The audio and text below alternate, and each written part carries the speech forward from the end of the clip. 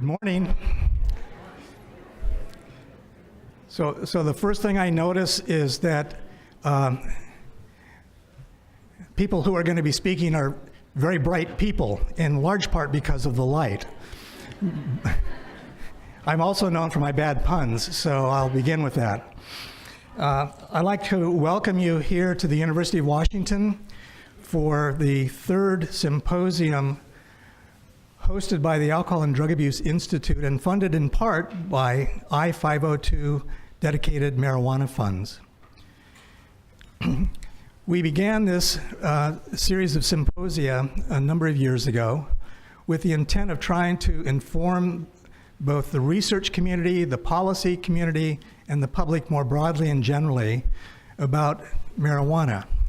As you may know from a reliable source, Governor Inslee, we have the best weed in the United States. The question is, what are the pros and cons? What are the risks and benefits of that best weed? Many people pull weeds. Others see them as natural ways of gaining nutrition. I think we see marijuana in a somewhat similar light, where we have people who see the risks, others who see the benefits, and part of our job as researchers and policymakers is to try to come to some understanding of what those relative risks and benefits are, and for what populations, and under what conditions. So we have this as our third symposium. In the past, we have had that here in the UW Tower, and we had visitors come from Washington State University to sit in the audience and be observers and participants from afar. On the other hand, many of us have had the opportunity to go to both Spokane and to Pullman to symposia and workshops that WSU has provided, focusing on the research that they've been able to do, in part funded by the I-502 dedicated marijuana fund. One of the things that came up actually at one of those meetings in Spokane was toward the end of the meeting, someone who had been a speaker raised her hand and said, wouldn't it be great if there would be some commonality between the universities and we could have a learning collaboratory where people could share their ideas and they could share their skills and their research perspectives and so on. And it seemed to make so much sense. We thought about having some meeting sort of midway, like in Ellensburg, and then we thought, well, that's a long distance from both sides. So what we hope to be the case is this as our first joint effort in marijuana research, collaboratively. I also was blamed for that pun, by the way. That we would have the opportunity to bring together individuals from both universities to present to you research that's ongoing on both campuses. In large part, much of it is being funded through the funds from the I-502 dedicated marijuana fund. We also have other kinds of opportunities for funding that are supporting many of the things that are ongoing. But it's really our opportunity to share with you some of the things that are coming from that research, with, again, the hope and the understanding that we will be able to use this information to better understand the risks and the benefits, to weigh those, to balance them, and to help inform policy as well as future directions in research. So I hope that this will be an entertaining and enlightening day for you. And of course, you know, the person who comes up first has to give the logistics. There are bathrooms, just want you to know. We will have lots of food for thought up until noon, and then we'll just have food at noon. Boxed lunches will be made available, and know that in the cafeteria area, there's a cordoned off with drapes, I guess I would call them, section for folks to go to. So it's sort of an area where those of us who are part of this group will be able to go and sit and have lunch and continue to discuss what it is that you've heard this morning. We also will be taking questions in a slightly different way than we have in the past. So we will be doing it electronically, and hopefully there will be some description. I think it's in your folders, and we will probably have an opportunity to see slides in which that information is made available using your cell phones. So we are moving into the futuristic realm of question asking. with one exception, and that is that our primary keynote speaker, Bob Ferguson, who is here, will take questions, but not necessarily through that mechanism. So with that, I just want to go forward and introduce our keynote speaker. Bob Ferguson is the 18th Attorney General of Washington State. More importantly for some of us, he's a UW alumni, so we appreciate that fact. And then he went off to school at New York University, but that's okay. One of the things that I saw as I was looking at his bio that I thought was of interest and relevance is that he's an avid mountain climber. And it seems as if many of the things that he's having to respond to in the recent past have been mountains and challenges of a different sort. And yet he's willing to scale them and to address them and try to, in fact, protect the rights of individuals and communities. With respect to marijuana and the role that he has played, I think his office over the past has been in a position to provide opinions having to do with the marijuana laws as they've been enacted and implemented, the regulatory process that's been involved in that. And also, again, one of the challenges is how to deal with some of the potential threats from Attorney General Jeff Sessions and his having rescinded the Cole Memorandum, which was really the guidance that was given to communities or to states that had legalized marijuana. So he brings with him a number of skills and backgrounds that are relevant to this. And one other thing to mention is that we had the benefit of having Bob come to the Alcohol and Drug Abuse Institute a couple of years ago, where he gave a check to Bia Carlini from a fund having been litigated from a pharmaceutical company. And it's allowed us to use those funds to develop a continuing medical education for the use of medicinal cannabis for chronic pain. So we have the opportunity to have him back today. So I, with great pleasure, and as also a former alumni, I welcome you.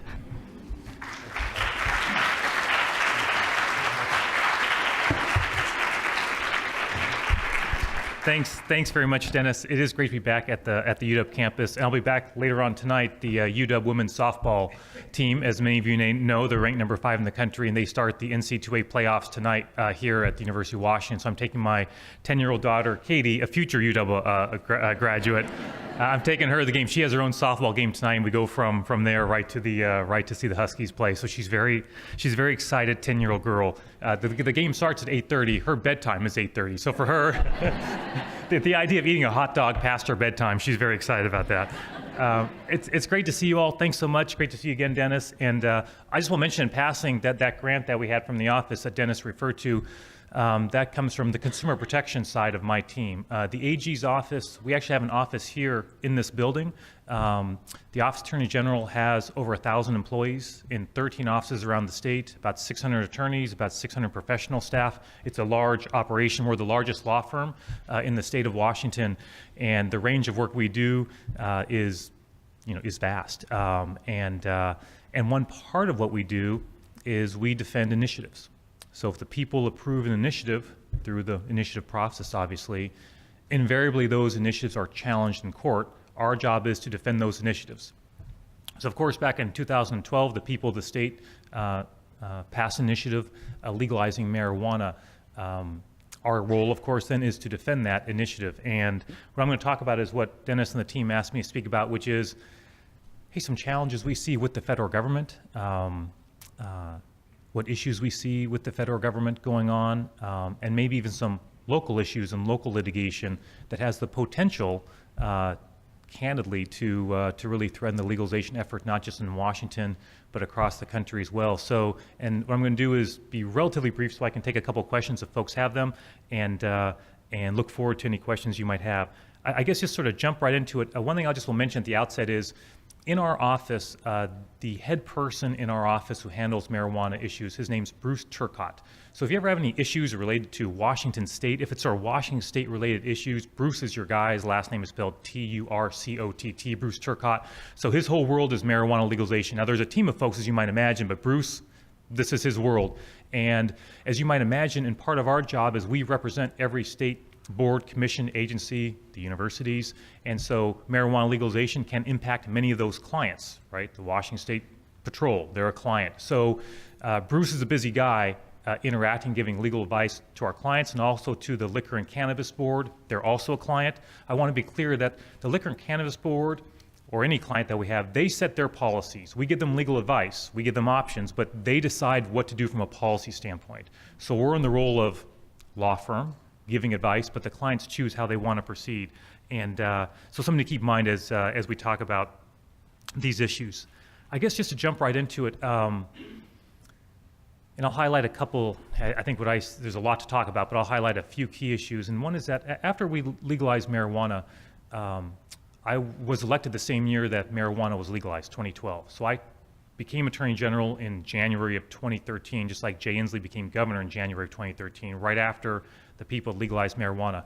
And one of the very first things we did was we asked then U.S. Attorney General Eric Holder, working, of course, with President Obama, we asked for a meeting to talk about the legalization of marijuana in Washington State. As you all recall, it was Washington, Colorado. They were the first states to have legalized. Eric Holder very graciously agreed to a meeting. I mean, I think it was within 2 weeks of being Attorney General, we were back in Washington, D.C., meeting with Eric Holder to talk about the legalization of marijuana. And as you recall, back then, there was great uncertainty of how the federal government would react to states like Colorado and Washington legalizing marijuana. We had a candid conversation with the Attorney General. You know, my message was really straightforward, which was, you know, I want to avoid litigation, but I communicated clearly to the Attorney General, look, if the federal government did anything to threaten legalization in Washington State, you know, we would defend the will of the voters. You know, we would see them in court. We would do that. We want to avoid that if we can. That's why we appreciate a lot of conversations that took place in 2013 and 2014 at the national level, at the local level with the U.S. attorneys. Back then, Jenny Durkin, now mayor, was U.S. attorney for the Western District of Washington. We had a lot of conversations about how Washington State could develop a system, a regulatory system that the federal government would essentially allow to exist and continue, which was very much an open question in those first few years, as you might recall. And as a result, there was a memorandum, as you all know, that came out that essentially allowed Washington, Colorado, essentially to move forward, but there were some areas of focus that the federal government laid out in that memorandum. For example, I'm the father of 10-year-old twins. One of the things that I appreciated was they say, hey, we don't want marijuana to get in the hands of children. We can have marijuana-infused edibles. So one thing we've worked on very carefully in Washington State is to make sure that the packaging for marijuana-infused brownies or cookies do not appeal to children, right? Jack and Katie, my twins, know if they see a chocolate chip cookie on the kitchen counter, they know what to do. Eat it as quickly as possible, right? Do not talk to mom and dad, just eat that cookie, right? That's what they do, right? So we want to make sure these things are packaged in a way that do not appeal to the Jack and Katies of the world. That's important. We want to make sure marijuana is not going across our state borders. There's all sorts of things we're focused on as a result of that memorandum that came down from the federal government.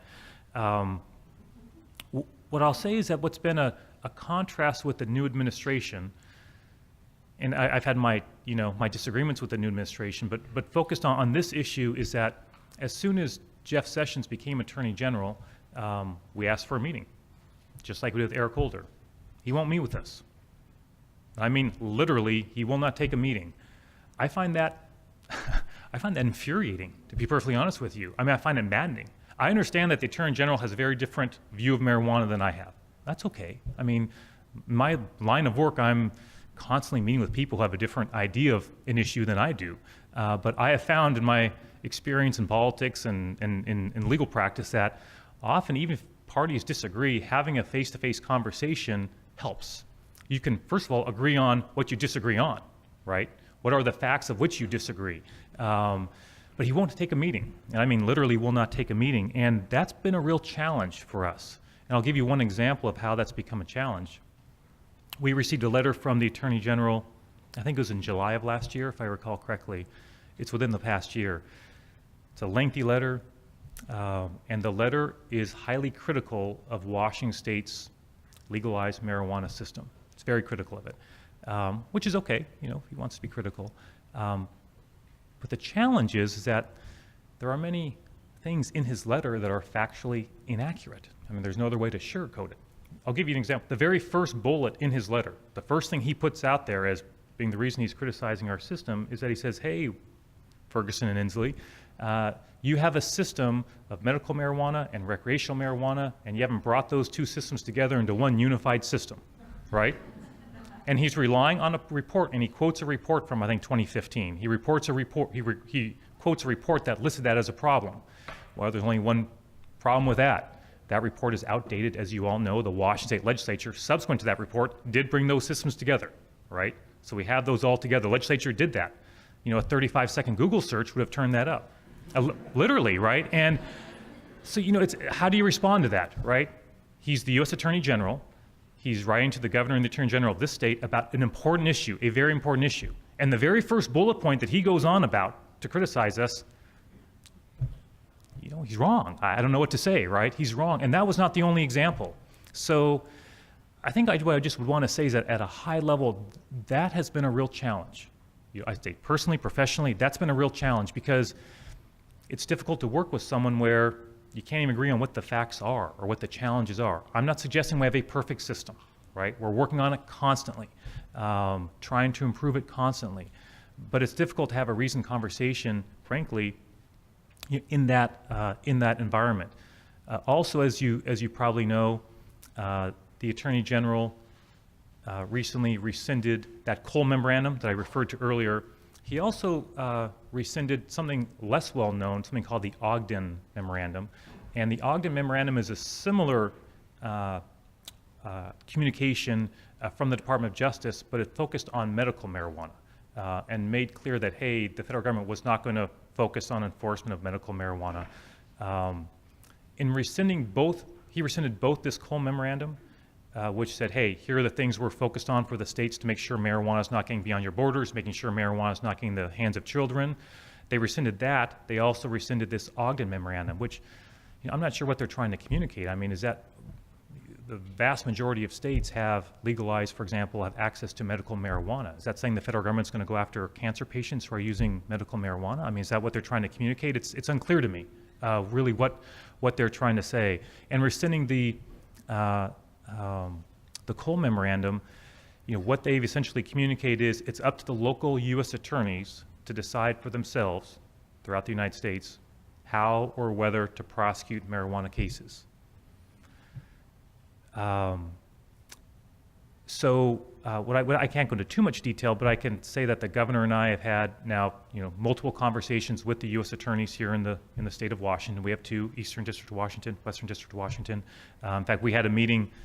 I think it was just last week. I think it was like last Friday. We had a 3-hour meeting with the U.S. attorneys, with their staff, with our teams. The governor was there. I was there to walk through a lot of the issues that we see, that they see with marijuana, to make sure we are responding to concerns that our local U.S. attorneys may have about marijuana legalization. As you can imagine, I can't really go into too much detail about those. I mean, the whole purpose of those meetings is to be able to have a candid conversation where we're not sort of speaking out in the public about it. But I do appreciate, in contrast to the U.S. Attorney General, that our U.S. attorneys here are willing to have those meetings. Those are face-to-face meetings. Our teams are there. They're candid conversations, you know, we're not always agreeing on everything. But I think that's very productive and helpful for us as we try to navigate what can be a very challenging situation, I think, for the state of Washington and for the federal government, for that matter.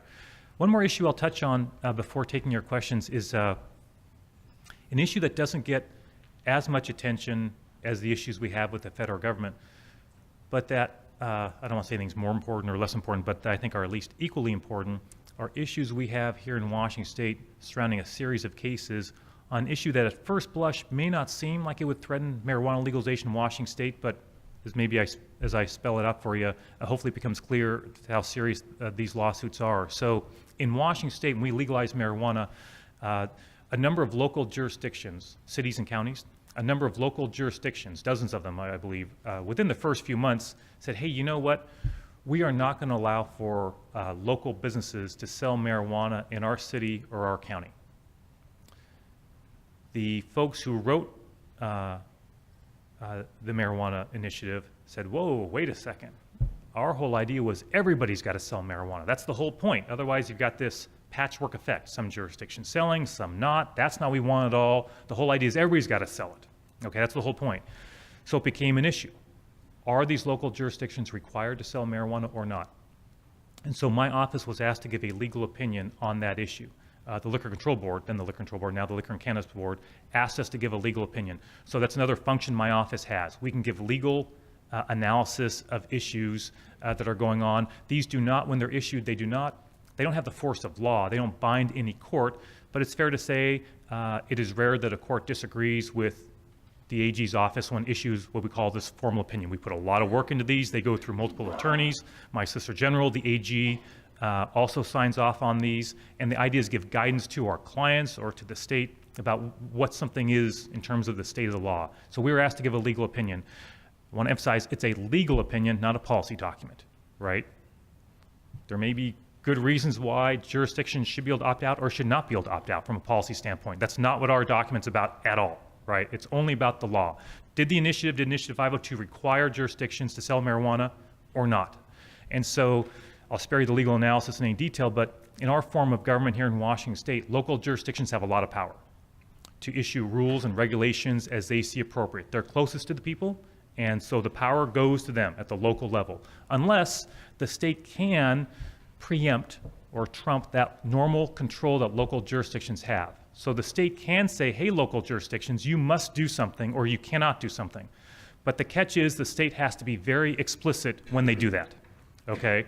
Hey, local jurisdictions, you must do X, or hey, local jurisdictions, you cannot do Y. And there's a whole body of law around whether something is explicit enough. So for us, we simply look to the language of the initiative. This isn't complicated. The initiative literally had a sentence saying all local jurisdictions must provide for the sale of marijuana. Well, that's pretty explicit, right? So we looked at it. In our view, there was not that type of language in the initiative. It did not require local jurisdictions to provide for the sale of marijuana. In other words, they could opt out. And that was our legal analysis. Now, that analysis made many people very unhappy who supported the legalization of marijuana and that initiative. But we felt confident we were right. It's worth pointing out, I believe every other state that has legalized marijuana allows local jurisdictions to opt out. But it was an important issue, and now many dozens have opted out. There have been numerous court challenges on this issue. So in jurisdictions that have said we're not going to sell marijuana, businesses that want to sell marijuana have sued those local jurisdictions. The state of Washington has what we call intervened in those lawsuits, so we're a party to those lawsuits, file briefs, we make our arguments. So far, every court, of which there have been many now, I think maybe 7 different courts, have ruled on that issue, including one state court of appeals, all have agreed so far with our analysis. But it's very possible to go to the state Supreme Court. Now, why am I talking about this issue in some length? I mean, it's important in its own right for local jurisdictions, but here's why it's important for the future of marijuana legalization, not just in Washington, but around the country. In these lawsuits, when the local business person sues the local jurisdiction is making 2 arguments. Their first argument is, hey, we can forbid the sale of marijuana in our city or county because that Ferguson guy was right? The initiative doesn't require us to do it, right? We're not preempted by the state. We have our normal control. We don't have to do it. But they say, if that's not right, Judge, if you disagree with that, if you think the initiative does require sell marijuana, well, then we have an alternative argument, argument number 2. And their alternative argument is, well, if state law preempts local law. In other words, if the state can tell us what to do, that we must sell marijuana, the local jurisdiction says, well, then we're arguing that the federal government, which has a certain perspective on marijuana legalization, right, that the federal government preempts state law, right? So in other words, the state can't preempt anything because the federal government has preempted state law. Well, the courts only get to that second issue if they first disagree with our opinion. Does that make sense, right? As long as they agree with our opinion, every court so far has said, AG's office is right, local jurisdictions ban, therefore we don't reach the second issue. They don't need to. They don't have to touch that issue. But if they disagree with our analysis and say local jurisdictions must sell marijuana, then the courts have to address that second issue, whether or not federal law preempts state law. And that issue would ultimately have to be resolved at the U.S. Supreme Court. Now, I'll leave it to you whether you think the U.S. Supreme Court what they would say about that. But it's worth pointing out that is not just a threat to marijuana legalization in Washington State. Once the U.S. Supreme Court's weighing in, of course, it's the whole country, right? It's the whole country. So, that level of multiple steps ahead is not a part of our legal analysis, right? But I think there is a reason why every state so far that has legalized marijuana, and I think I'm still current on this, that every state that's legalized has allowed for jurisdictions to opt out. I don't know this empirically, but I'm convinced they've done that because they want to avoid the courts ever having to reach that issue of whether federal law preempts state law. So somewhat ironically, if one supports marijuana legalization, one should support local bans, or at least the ability of local jurisdictions to deny the sale of marijuana. It is counterintuitive in a certain sense, right? But it is 110% accurate in terms of the future of marijuana legalization. So again, where it's at right now is, this is dynamic. These cases are moving quickly, but I stay pretty up to date. All the trial courts have agreed with us, and I think one court of appeals recently came out the decision agreeing with us, and it very possibly could end up before our state Supreme Court before this issue gets wrapped up. So I'm just going to wrap up here in just a minute and take any questions you have. But one last thing will mention is that maybe two quick things. One is the attorneys general of the states have legalized marijuana. We've worked together closely. Our staffs work together closely. I just sort of put that out there, that when it was just Colorado and Washington, the then Attorney General of Colorado, he and I would meet whenever we went to a conference together just about marijuana legalization. Our teams spoke all the time. I eventually, as it started to expand to other states, I actually created a work group of AGs and their staffs of states that have legalized marijuana and states that were just interested in potentially legalizing marijuana, where the AGs want to get ahead on these legal issues. So, within the AG world, there is a lot of bipartisan work that goes on. This would be a good example, right? As you know, red states, blue states, purple states have all legalized marijuana. We work together closely on these issues because we understand, hey, we have a job, and believe me, some of those AGs do not support marijuana legalization, some do, but they all have the job to defend it. And so we work together on those issues, and I think that has helped. I will also say for the future of marijuana legalization, which I'm often asked about, is that while for me, it's impossible to predict what this administration will do on any particular issue. I will say that, it's true, right? And but what I'll say is that as more and more states legalize marijuana, I think it becomes increasingly difficult for any administration at the federal level, for any administration to try and, rewind the clock on marijuana legalization. It just becomes too many people, too many jurisdictions, too many states that have legalized and realize, hey, we've legalized marijuana and the world still seems to be going on and we've got more revenues for our state. And so I just think that's more of a political answer. It's not a legal analysis, right? But politically, I think that is true, that the more states that legalize may make it more difficult for the administration to change things. Now, that said, this Attorney General, he's very, very clear on what he thinks about marijuana, as this audience knows. And what's not clear to me is who at the national level is making the decision whether or not to try and stop states from legalizing marijuana. Is that Jeff Sessions' decision or is that Donald Trump, right? I don't know the answer. But everything I've sensed from the president's statements are he doesn't seem all that worked up about marijuana legalization from his public statements. The Attorney General's in a very different place, but I don't know who's the ultimate decider on that issue. But I think that's an important question moving forward. That said, the Attorney General's been there for a while. I disagree strongly with rescinding that Cole Memorandum and the Ogden Memorandum. But they've not taken a further step to stop states like Washington from legalizing marijuana. That could change any time. And so I guess what I conclude with is saying that my team knows that this is a high priority for our office. My team is prepared if there needs to be a legal challenge or a legal action. If the federal government was to come in some way and try and do something to make it more difficult for Washington State to continue with legalizing marijuana, my team knows to be ready. We are ready. We talk about these issues all the time.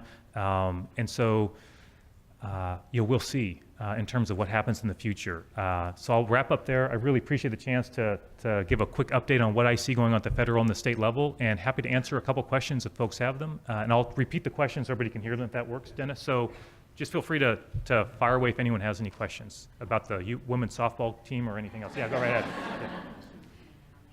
Oh, God. Okay, go ahead. I think maybe there's a question on the iPad as well.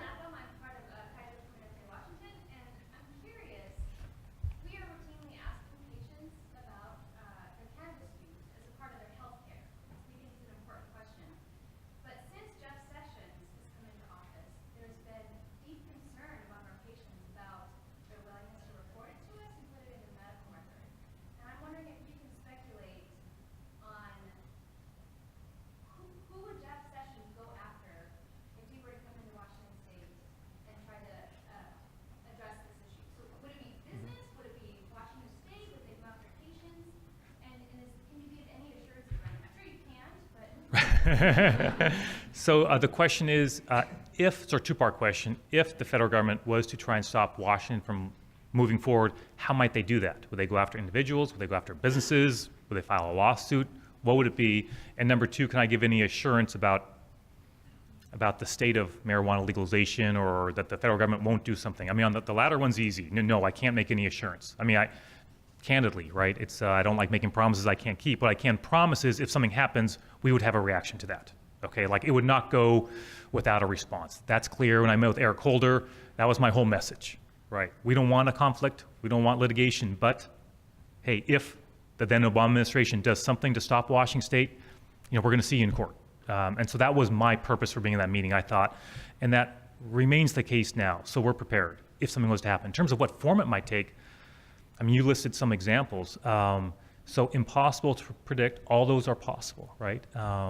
They could try to shut down a business. What I would say is that the focus, when I communicate to my team about what we're looking for, is so long as, let's take a business as an example, so long as a marijuana business in Washington State is adhering to Washington State law, right? I want to be clear, they need to be following Washington State law, but as long as they are following our law and how they run their business, if the federal government tried to come in and say, we're shutting down this business and we're taking the proceeds from your sales, we would have a reaction to that, for sure.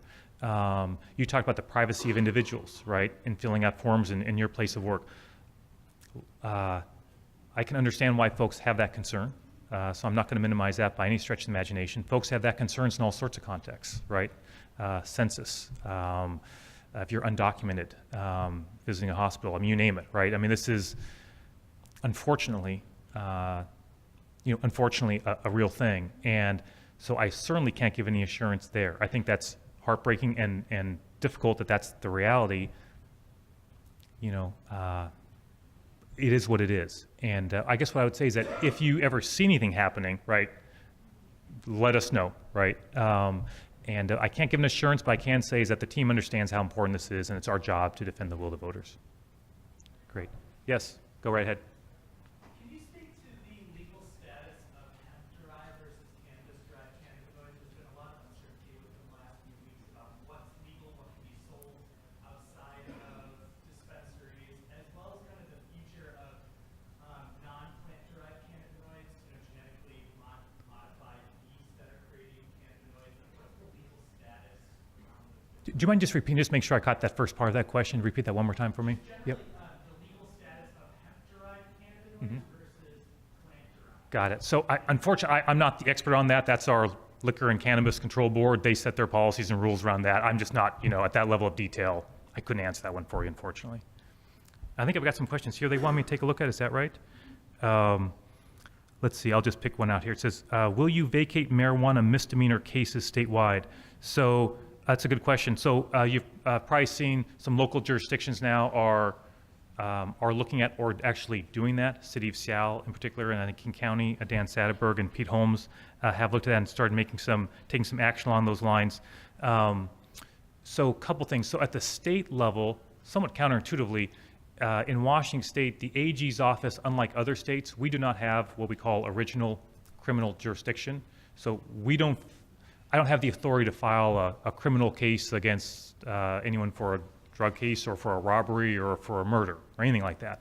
Now we have a criminal division. The reason we have that is the times we do have criminal authority is if a local prosecutor, so we're in King County, Dan Satterberg, if there's some reason why Dan can't bring a case, let's say there's a conflict and he can't bring the case, he can ask my team to bring a criminal case.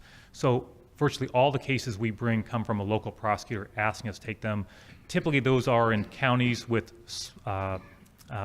smaller counties where they have a murder case, for example, and they don't have the resources, the people power to handle a complex case like that, and they can turn to my team. So we don't have that. We just don't have those cases, to be clear, right? So I don't have that power as Attorney General. Those are your local prosecutors. Those are where those cases come that you've seen over the years on drug cases, drug convictions, marijuana. Those come from your local prosecutors. So whatever jurisdiction you may be from, if you care about that issue, I would encourage you to reach out to your local prosecutors. The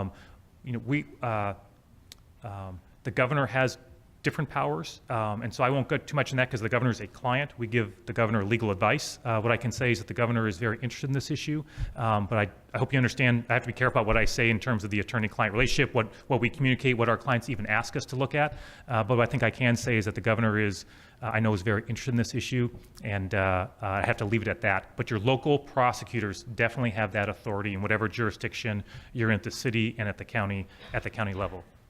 Maybe one more question in the room, if anybody has one here. Yes. Now that Canada has legalized and every province is coming up with its own rules, how much communication do you have with your counterparts in the Canadian provinces, especially BC? Yeah, that's a good question. The question, I'll repeat it, is with Canada now legalizing in the provinces, how much communication do we have with Canadian leaders? Candidly, I've not had those direct conversations. Does not mean my staff has not. So thank you for that reminder that I should be reaching out and seeing out. My staff may well be doing that already. They're always 5 steps ahead of me, which is a good thing. So, but I will check in with Bruce and just see, hey, are we communicating what's going on there? What can we learn from what's going on in Canada as well? The bottom line as I wrap up and is, it's in many respects, and the question that was asked about, hey, personal information that someone fills out about their use of marijuana, how that might impact them, I think this is a particularly challenging time with the federal government on a lot of levels. I've filed 26 lawsuits against this administration in the last 15 months. That's a lot of litigation. In some ways, if you told me a year ago that we'll file 26 lawsuits against the administration, first I would have said you're crazy. There's no chance that would have happened. That would not have been part of the plan. But if someone had said you'd file 26, I would have thought, man, I bet one of those has to be on marijuana, right? I would have been sure of that. So, so while it's hard to predict the future, I do think each day that goes by where there's not some action by the federal government, in my perspective, that's a win for Washington State, right? Every day that goes by, that's a win on a lot of levels and for the reasons I mentioned. But I would say that we try very hard to stay vigilant. We work closely with folks around the state. And I guess the last thing I'll say is I've had critical things to say about Attorney General Sessions. I will just say that, when he was being nominated to be Attorney General, there was a letter being circulated by Democratic AGs saying he should not be nominated as Attorney General, and gave some reasons for that. And it was a pretty tough letter, and I did not sign that letter. Not because I didn't necessarily agree with what was written in the letter, but I just thought, well, I don't know, I got to work with this guy, right? We legalized marijuana. I think he's going to get nominated, and I know how I'd feel if I was him, right? And someone signed a letter like that about me and then turns around and say, hey, can I have a meeting about marijuana legalization, right? So I did not sign the letter. And some of my colleagues were like, well, what are you doing? And I said, this is why. And I might have been the only Democrat not to sign it. But I really believe in not making issues personal, right? I really believe in that. I'm from a family of 7 kids, 6 boys, 1 long-suffering sister. It's a big family. And trust me, like at the Thanksgiving Day table, there's a whole range of political views on all sorts of issues. And so the key to me isn't a family being functional or politics being functional, is you can't make it personal, right? And so I've tried not to with him, but I have to say, it is challenging, right, to find a resolution where you can't have a direct conversation. So in contrast with the General Sessions, our U.S. attorneys, we're having those conversations. So I think that's a reason for some optimism, right? That those conversations, and with the rescission of the Cole Memorandum and Ogden Memorandum, that authority, Sessions has said, is placed with those individuals to decide how they want to proceed in their jurisdiction. So I want to leave you on a note of some optimism, and I would say that those conversations are ongoing. I think that's a positive thing. Thanks so much, everybody. Appreciate it. So thank you very much. To say the least, it's complicated. So one of the things that I became aware of is that in my introductions, I failed to show you some slides. Let me show you those slides. What I did want to do was to let you know that there are a number of people in the audience who represent us in a variety of different capacities and a number of different levels throughout the state. So obviously, you can see those here on the slide.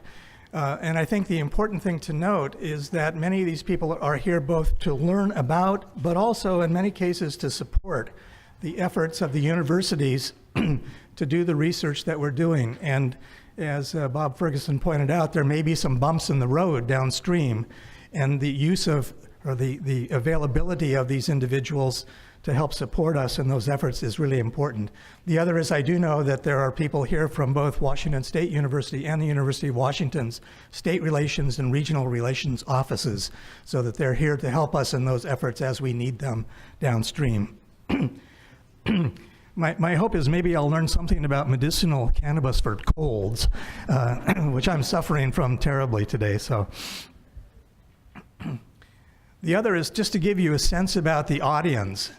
So if we were to look at the registrants who registered for the symposium, we have roughly 50% of the folks here are researchers in some capacity or another. We have roughly a quarter of the audience that represent policy or law legal issues. We have 14% who are clinicians or providers in one form or another. And then we have lots of others.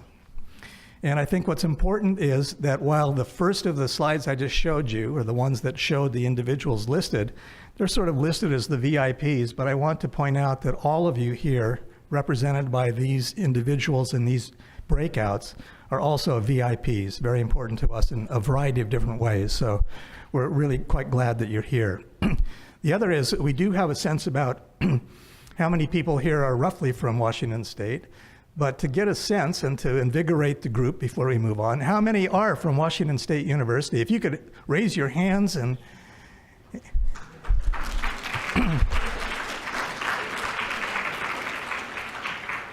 and I won't say anything like "Go Dogs," but that would really be yeah, that would be terribly inappropriate of me to do that, having done so. So how many from the University of Washington? Okay. And how many from the general community of one sort or another? Okay, great. So we very much appreciate your being here today. And to move on to the next phase of our presentations, I want to introduce two people. One of them is Mike McDonald. Do you want to stand up and maybe come up here because you're going to talk pretty soon? This is Mike. Mike is an associate professor at the Elson S. Floyd School of Medicine at Washington State University. He's also an affiliate associate professor here in the Department of Psychiatry and Behavioral Sciences. We're colleagues in a number of ways on a number of projects, some of which are related to marijuana, others around American Indian, Alaska Native populations.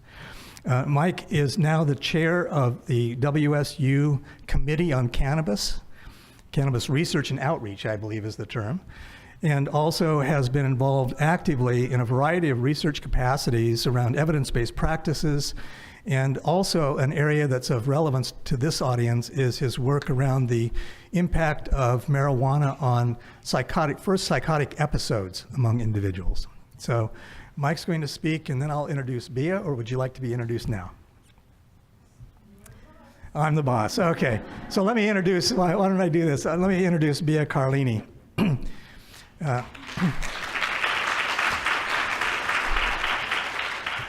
Bia is a senior research scientist at the Alcohol and Drug Abuse Institute and also an affiliate associate professor in the School of Public Health here at the University of Washington. She has done research on a variety of sort of legal drugs, things like alcohol and tobacco and inhalants, and now focusing more and more on marijuana, things that are consumed in one form or another. She has been given the task of serving within the Alcohol and Drug Abuse Institute as the person coordinating the efforts that we have on marijuana research, both internally to the Alcohol and Drug Abuse Institute and reaching out to the university more broadly. And also, Nefi Stella, who is here, is going to be talking about the development of a center that we hope to have on campus broadly that Bia is also the associate director of.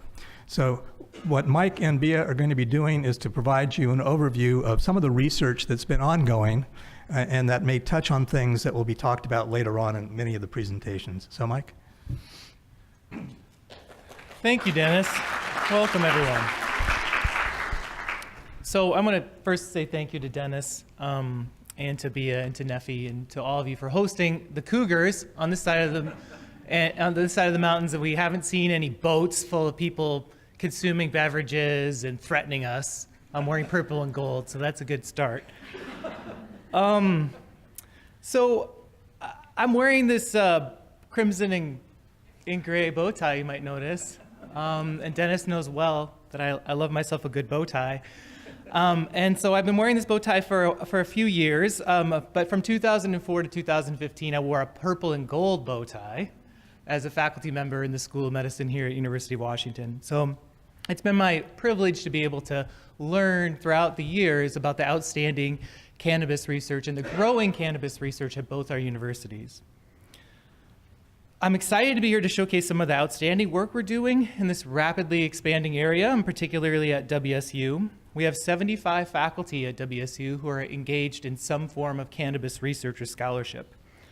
And last year, our faculty received approximately $3 million in NIH grant, or I'm sorry, I'm an NIH grant funded researcher mostly, so I always say NIH. I've learned that I should not say that because we have many different funding sources, but we've received about $3 million in external grants to fund cannabis research. Additionally, many projects, including my own projects that focus, as Dennis was mentioning, on alcohol treatment, include cannabis as an important secondary focus. So we have a lot of projects at both universities, but I know for sure at WSU, where we have received funding, and our focus is on things like alcohol, smoking, cigarettes, but of course cannabis plays an important role in many of those behaviors. We've also utilized I-502 funding to fund 18 pilot projects that range in focus from basic science, and some of those projects we'll be talking about today, to substance use prevention efforts. As the state's land-grant university, our faculty conduct a wide range of scholarship relevant to cannabis, from agricultural research that has been piloted and conducted for many years in other plants or other crops that could be applied to cannabis, to the effects of cannabis on mental health and cognition, to the effects of cannabis on crime or decriminalization on crime, as well as important work in roadside and workplace safety. While I wanted to, again, coming back, I'm listening to the Attorney General's talk. Maybe I should have been a lawyer. I'm a clinical psychologist, but that was really fascinating. It was the first time I think I've ever been that interested in law, to be honest with you. No offense to our legal colleagues, because I think there's many of you here. So we're conducting great research at WSU, and again, I know that the research here is excellent in this area as well, but there are a number of things, and I was struck by the fact that the Attorney General didn't mention one of the big issues, which is that cannabis is still listed as a Schedule I drug at a federal level. And so that really has been a barrier to many of us who are interested in studying the effects of cannabis, and particularly in the medicinal context. So as many of you know, and some of you are involved in the industry, and some of you have gone to a dispensary or a retail operation, and you've talked to a bud tender about, and you've received recommendations. And like a lot of areas of medicine, actually, those recommendations are based, some of them are based on limited science.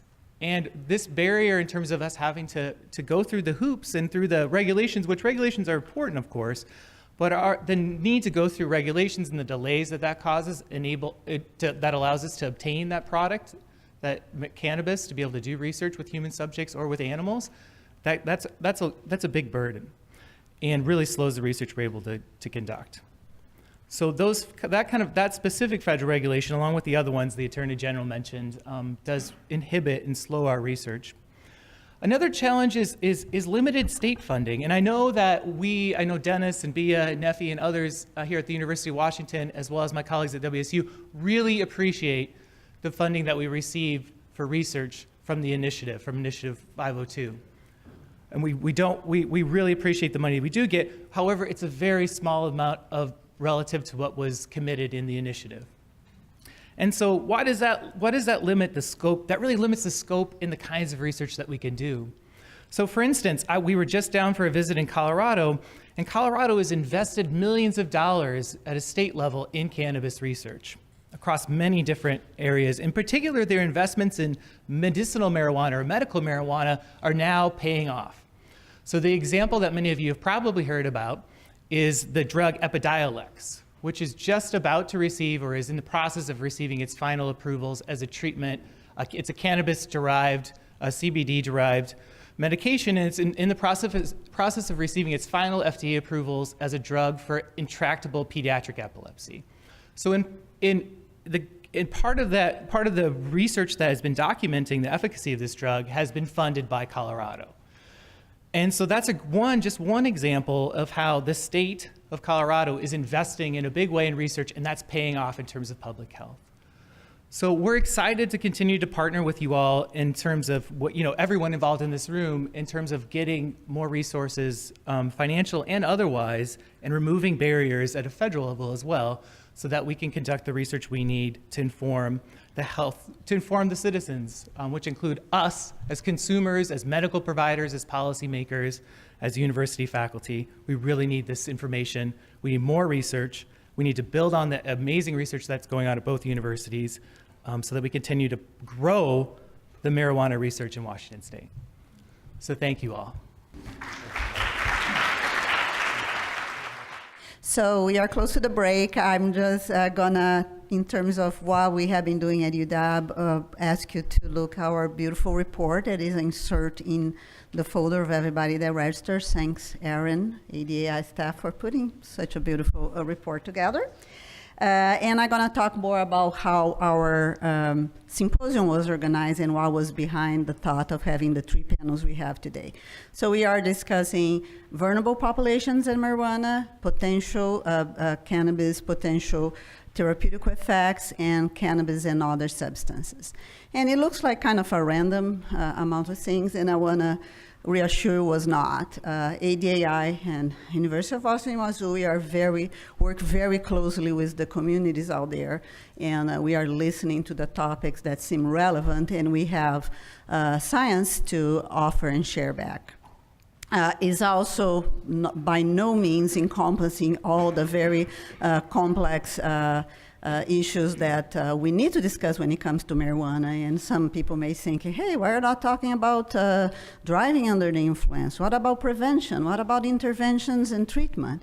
Yeah, we are not. It's impossible to do this one day. But I want to encourage you to look at our previous symposium. We did 2 already, and they are recorded and posted to the public, and they were bringing these topics and research contributions just like we are today. We just have to pick the topics and be able to share as they seem the more pressing topics at the moment. The link, you have a link available in your program that have the link where you can look at our other symposium, and there is really great information there. Last but not least, I would like to also say the importance of having, for the first time here at UW, and actually it's a very rare event, is to put in one meeting the full continue that marijuana entails, from the possible benefits, from certainly well-documented harms. And this is, usually we don't feel too comfortable being all cozy in the same room discussing the continuum of all these aspects. Is where there is the meeting of the therapeutic, there are the meetings of people that are discussing the harm. We are not doing that. I'm maybe in a unique position to be able to navigate these 2 worlds, because my father was a pharmacologist, is a pharmacologist to this day, that when I was a kid was, doing research, and I learned since very little that for some reason the little rats wouldn't have seizures when certain medications were given that happened to be cannabis. So I navigate was easy in this world. Of course, when I was 13, 14, I found out there was other things about marijuana that wasn't about medication. And later on, I also had the opportunity, unfortunately, to experience very close to me and a dear person in my life that struggled with untreated cannabis use disorder. He's not with us anymore. So I think I experienced the whole continuum, and feel very comfortable and excited that we are bringing all these issues today. Last but not least, let's talk about how we are doing the questions. We decided to go all modern in us, and please join us to be excited for this. We are going to try to make this exciting thing. So I would encourage all of you during the break to sign in by text. You don't have to have a smartphone. You just have to send a text to the number 22333. with the words marijuana symposium. MJS. And you're going to say, hey, you join in. At this point, you can make all kinds of, you can make questions, refrain yourself. Don't send them any questions, but please make your questions. This is anonymous questions. We are not having your numbers recorded or capped. This is all good. You don't like technology, you hate this whole thing. There is a computer on the back. If you don't have a phone, you don't feel comfortable doing, it's already all set up. You just have to type your question if you don't want to use that. We want to make accessible, and we understand that people are trying to get not hooked on their phones. You can also go by web as this. And again, this slide is going to be repeated throughout, and you do have this in your package as well as these instructions. I think that's all. We all deserve coffee and a break, and I see you in our first panel at 10:15. Thanks.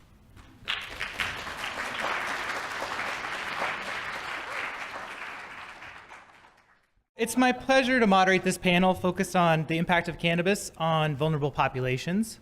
Most of my work focused on working with folks who have co-occurring mental health and substance use problems, as well as Dennis mentioned earlier, working with American Indian and Alaska Native populations. So understanding how policy changes impact populations that typically don't have a voice is very important to me. So our speakers really will focus on the risks and or the potential harms and benefits in certain specific populations. And this panel is outstanding because it includes someone I consider to be a mentor and a real professional inspiration in terms of my work, one of my nearest and dearest, closest colleagues and friends, and two very promising and successful junior faculty members. So first I'm going to introduce Dr. Therese Grant, who is going to talk about what we know, or I would say what we do not know, about the impact of cannabis on in both mothers and who are pregnant and mothers who are breastfeeding. And Dr. Grant holds the Anne Streisguth Endowed Professorship in Fetal Alcohol Spectrum Disorders at the University of Washington School of Medicine. She's the director of the University of Washington Fetal Alcohol and Drug Unit, and is the Associate Director of the Alcohol and Drug Abuse Institute here. Dr. Grant's work on preventing drug and alcohol-exposed pregnancies is internationally renowned, and her interventions she has developed have fundamentally changed the way that we address this important public health problem. So please join me in welcoming Dr. Grant.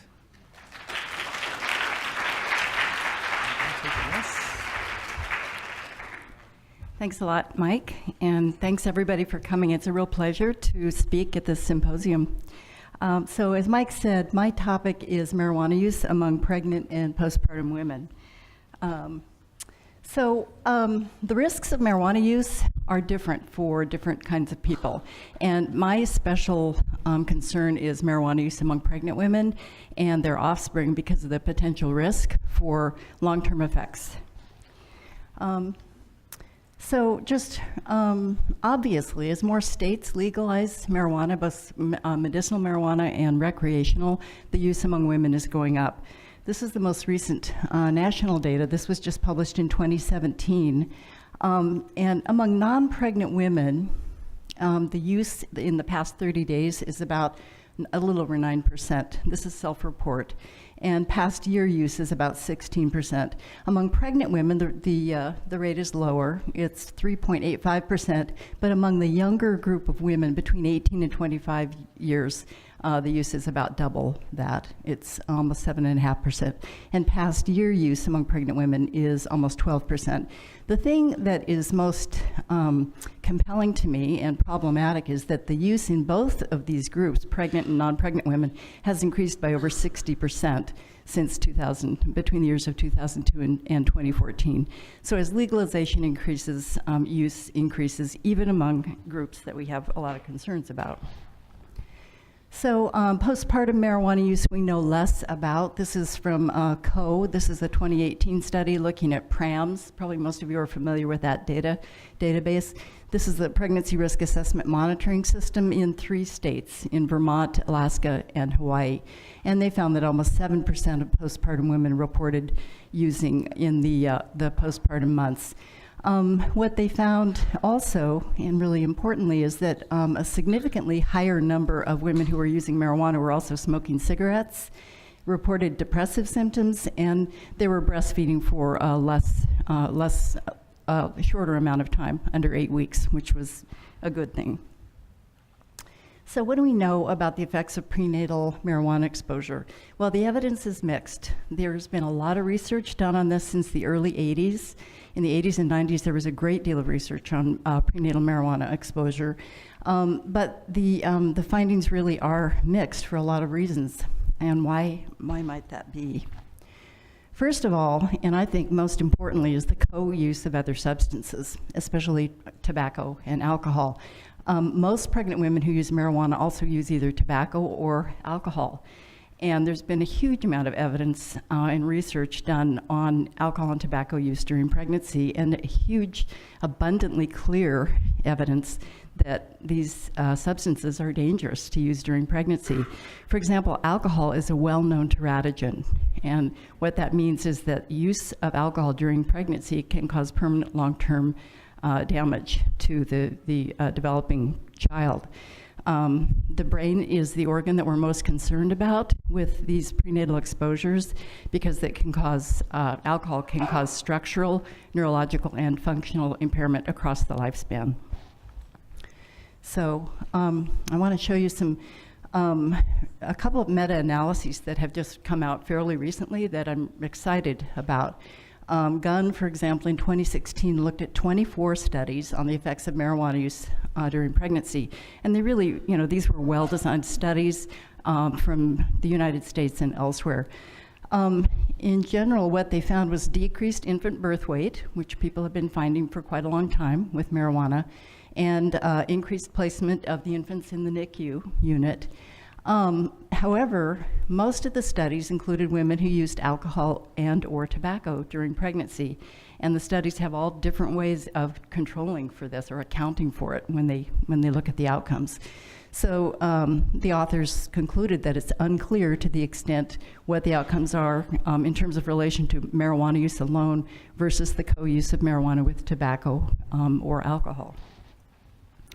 I'm going to skip ahead to the other meta-analysis is Connor, which was also published in 2016. And there was this was 31 studies, and there was some overlap with the gun studies, but not very much. So mostly these were different studies. And what they found was that there was no association between marijuana use alone and low birth weight or preterm birth under 37 weeks. They did find that women who used more frequently, at least weekly, did have an increased risk for preterm birth. But this is what's really important. Women who smoked marijuana and tobacco together were at increased risk for preterm delivery. So the data suggest that the association between maternal marijuana use and adverse pregnancy outcomes may be attributable to co-use of tobacco and marijuana rather than marijuana use alone.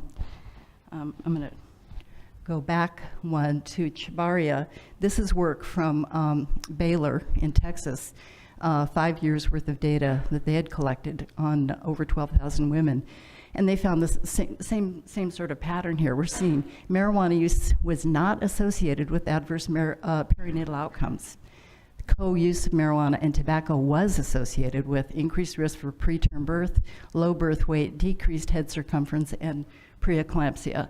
Preeclampsia is a condition of pregnancy that involves high blood pressure, and it can cause damage to the liver and kidneys. So these are important impairments. The association between co-use of tobacco and marijuana was stronger than that of tobacco use alone. So in other words, tobacco alone and marijuana alone were not as damaging as tobacco and marijuana together. So the conclusion is that marijuana and tobacco may have a synergistic or additive effect. So other methodologic issues that really affect our conclusions about marijuana use in pregnancy is the potency of the marijuana.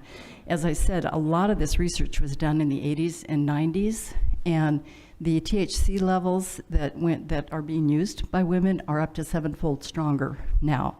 So the studies that were done then were based on much lower levels of marijuana than we're seeing now. Also self-report, of course, studies that rely on self-report, you can pretty much expect that women are underreporting because of social desirability or fear of child welfare or recall bias. And then also some studies have found that adverse socioeconomic conditions like poverty, domestic violence, malnutrition can definitely contribute to the poor outcomes among women who smoke marijuana. And studies account for all of these things in different ways. I want to talk about the long-term neurologic effects because as I mentioned with alcohol, it's the long-term, it's the brain effects that we really worry about. The brain is the organ that really can be affected. There hasn't been a lot of long-term study on marijuana. Fried is one who, a researcher who we really respect, and a lot of people are really rely on this data until more updated data is done. So what Fried found is that executive functioning really can be impaired long-term up into adolescence. Executive functioning is our ability to organize and plan, and to get here to the symposium today took all of us a lot of executive functioning because we had to change our, child care and, transportation and all this stuff. So the region of the brain where executive functioning happens is in this prefrontal area, and that area continues to grow through adolescence. It doesn't just stop after the baby is born. So the aspects of executive functioning may be affected by prenatal alcohol and they may not. At any rate, Fried's work showed that among adolescents who had been exposed to marijuana during pregnancy, executive functioning was impaired, especially problem-solving skills requiring sustained attention, analysis skills, and integrating information to draw conclusions, for example. So those are some pretty concerning effects. Also in terms of behavior and cognition and academic achievement, the work that's been done on this goes up to the age of, following kids up to the age of 10. And overall, no one has seen an effect on overall IQ among kids exposed to marijuana prenatally. And there may be possible effects on reading and spelling achievement, but the main finding is behavioral functioning in terms of inattention, impulsivity, and some learning and memory deficits. So marijuana and breastfeeding, this is a topic people are concerned about, and there was an editorial about this in the Seattle Times last week, in fact. So Baker et al. Just published a study about 6 weeks ago. They looked at mothers, they enrolled mothers who were postpartum, and they were breastfeeding exclusively, meaning the babies weren't getting any other source of nutrition. So they had a group of mothers who smoked 3 to 4 hits of marijuana over about 15 minutes, and they sent them all to the same dispensary, so they were using the same type of marijuana. The IRB for this must have been must have taken a while. So then the mothers, and they had to have somebody with them, to make sure they were fine, and then they pumped their breasts 20 minutes later, and then 1, 2, and 4 hours later. So THC was detected at low concentrations at all the time points, and there were no metabolites detected at any time. The THC was transferred into the mother's milk at a rate of about, the infants had about 2.5% of the THC levels that the mothers had ingested. So the authors of this study go back to this whole thing about long-term neurological effects, though. Like during breastfeeding, there's a lot of neurodevelopment going on, and we simply don't know what the effects are on long-term neurocognition of kids who are drinking breast milk that's with THC in it. After this study came out, the American College of OBGYNs changed their recommendations. They just updated them like 6 weeks ago. And their conclusion is there are insufficient data to evaluate the effects of marijuana use on infants during breastfeeding. In the absence of such data, marijuana use is discouraged. So I thought it was interesting to look at pregnant women's perspectives on this. There was an anonymous survey done in Maryland.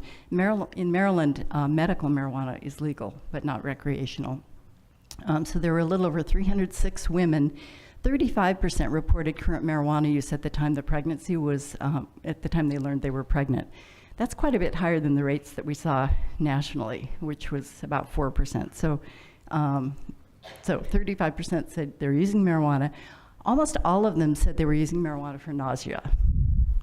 So overall, 70% said they were planning to quit using during the pregnancy because of perceived risks throughout the pregnancy. So that was really good news.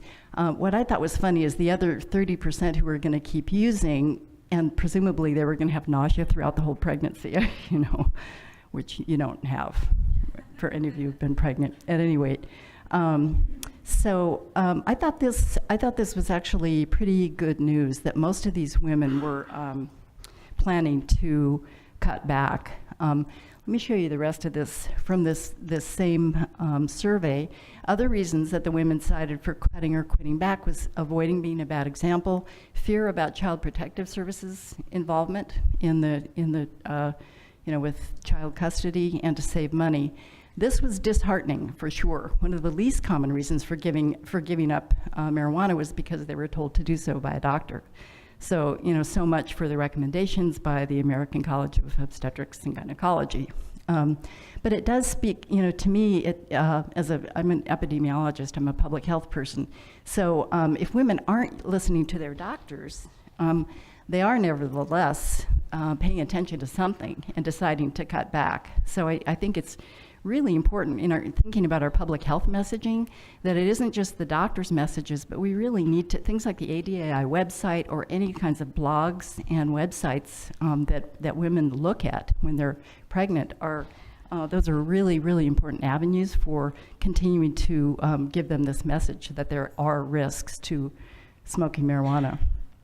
As I mentioned, marijuana use during pregnancy is increasing. Marijuana is a lot more potent than it used to be. We're concerned about long-term brain effects, and we're really concerned about co-use of marijuana and tobacco and alcohol because of the dangerous additive effects.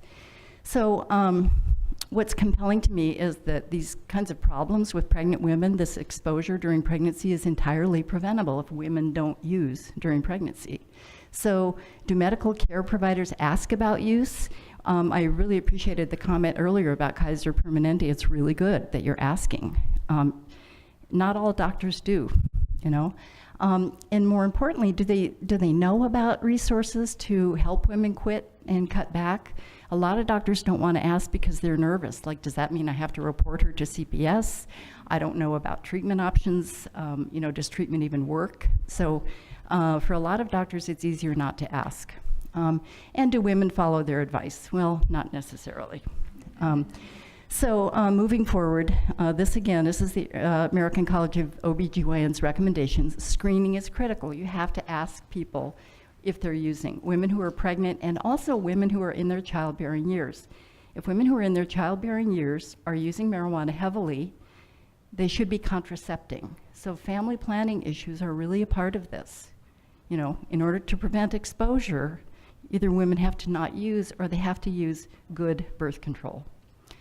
When women report use, they should be counseled about the potential effects and offered resources. And of course, women who use for nausea or other medical reasons really can be encouraged to use alternative therapies. So moving forward, to me, the science is complicated. It's incomplete. It's ongoing, but the public health message is clear, and that is that to have the healthiest baby possible, don't use marijuana, alcohol, or tobacco during pregnancy. Why take the risk? So, thank you. Thank you, Dr. Grant. That was fascinating. I have a lot of questions. I wrote them all down. And I'm going to text them all to you. So, to the questions, not kidding, there were many questions, excellent questions submitted about Dr. Grant's presentation. So what we're going to do is we're going to have the panel answer all questions at the end of the presentation.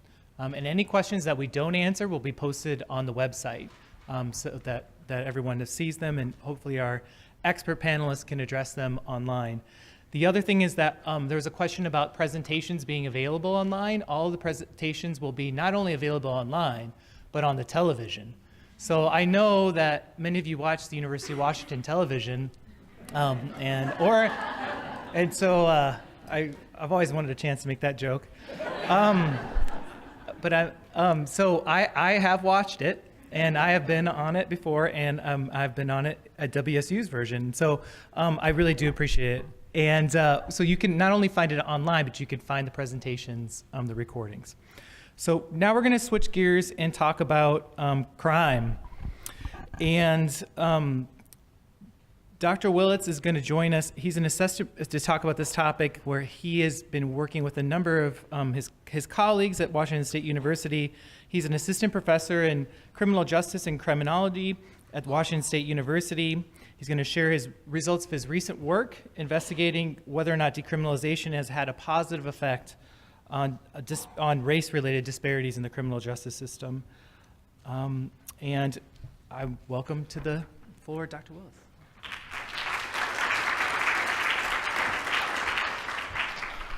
All right. Thank you, Mike. Thank you, everyone, for attending. I will do my best to stay tied to the podium because there's a camera, but I don't think without moving, so this is going to be challenging. I think I'm going to present something that's fairly different than what you're going to hear today in terms of, you're going to see a lot of research on public health and the actual sort of effects of cannabis on the individual. But I think that crime is a public health issue, so this still fits that broader umbrella. It's just that we're taking it from a different perspective. When I-502 was debated, you had people give reasons for and against it, and I don't want to dive into that discussion in any sort of detail, but to say that one of the reasons that was given for legalization of marijuana is that it might help reduce racial disparities. And so I have this is that third bullet point on the proponent side, reverse the disproportionate effect that the war on drugs has had on minorities. And we can see that there's a lasting legacy of the war on drugs. So this is a chart from the Sentencing Project, and this is a federal prison from 1980 to 2015. And you can see that in 1980, drug offenses made up a very small percentage of all people in federal prison. And by 2015, about half of all people in federal prison were there for drug offenses.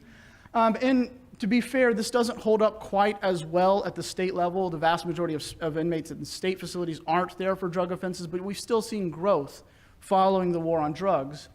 And so, some people say it was the primary driver of mass incarceration. I think most people these days have backed down and said, well, it's an important contributor, but it's not the only source. Everyone still seems to agree. The war on drugs has certainly driven up prison populations, and these effects have been disproportionately directed towards minorities. And there's lots of data, lots of different ways I could present this, but since we're talking about marijuana and since I have some results that dovetail on this nicely later, I thought I would show just this quick chart from the ACLU showing marijuana arrest rates. So the red bars show the white arrest rates, the black bars show the black arrest rates. And what you can see is that white marijuana arrest rates for possession have stayed relatively constant over time from 2001 to 2010, floating just under 200. The arrest rate for blacks has been consistently higher, sometimes significantly higher, 2 to 3 times the rate.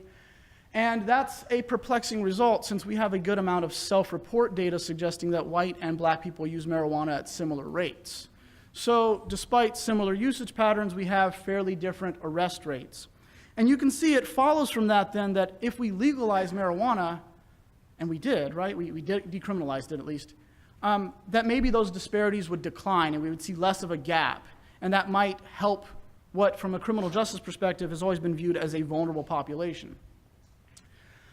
So to that end, I'm going to present research out of the WSU Crime, Cannabis, and Police Group. So we aren't funded by I-502 funds or other money like that. Almost all of our grant money has come from the National Institute of Justice, which places us in the peculiar position of taking money from an administration that wants to see evidence that we can't show them right now. Nonetheless, we have really tried to take on this approach where we involve ourselves and get connected to the stakeholders that are relevant. So we have partnerships with multiple police agencies and law enforcement groups throughout the state, a working relationship with the Washington Association of Prosecuting Attorneys. We work fairly closely with other groups in Idaho and really try to get a broader approach on this, partially because there aren't any real experiments or anything that we can do in this realm. Legalization happened, and what we have to do now is see what happened as a result of that. And that involves, looking at the quantitative data to the best of our ability. It involves talking to people. It involves doing qualitative work. And we do a lot of that. For this presentation, I've limited myself to very basic charts that are often derived from not very basic methods, but I wanted this to be accessible, visually pleasing, hopefully. This work is not mine alone. So I am a nerd and I like to make these charts, but the work here is the work of the entire group. So you have our co-investigators, and I think the only other person here is Dr. Lovrich from my group, and our graduate students, and that list keeps expanding because they have this really, from their perspective, good habit, and from my perspective, bad habit of graduating and getting jobs. So how would you study race and I-502? And that's conceptually simple, right? You look for a disparity before legalization, and you see has that disparity changed since legalization. If you've seen me talk about this at one of the WSU symposiums, you'll note that I can come on fairly strong at people that are doing simple pre-post work. And I won't harp on that except to say that trends matter, and so you can't just look pre-post. If arrest rates were already going down, it doesn't show anything if they continue to go down, right? Today, I'm going to show you some very quick results. If you have questions, obviously text them in or whatever. I'm happy to talk about them. No technical information, just what we've seen so far. Very robust results on criminal justice outcomes in general. And what I mean by that is I have a lot of faith in these results. I don't think they're going to change. I think that what we found here is very telling about the early effects of legalization. And then very, very early results on arrest rates and less early results, but still early results on jail populations. And then I'm going to talk just briefly about some external work because we aren't the only folks doing this type of research. So, unsurprisingly, if you legalize marijuana arrests go down. And you can see there's a 64% decline from 2012 to 2013. And we have this chart that we created showing arrest rates. And we were very careful to make sure that this is only reporting agencies that reported consistent, clean data. A definite decline in marijuana arrest rates. In terms of crime in general, so serious crime, no real results there, meaning legalization hasn't driven up homicide or robbery or larceny or burglary or motor vehicle theft. We've seen no changes in the state of Washington or, in fact, in Colorado, despite the warnings that we're hearing from other groups that have maybe more slanted perspectives on legalization.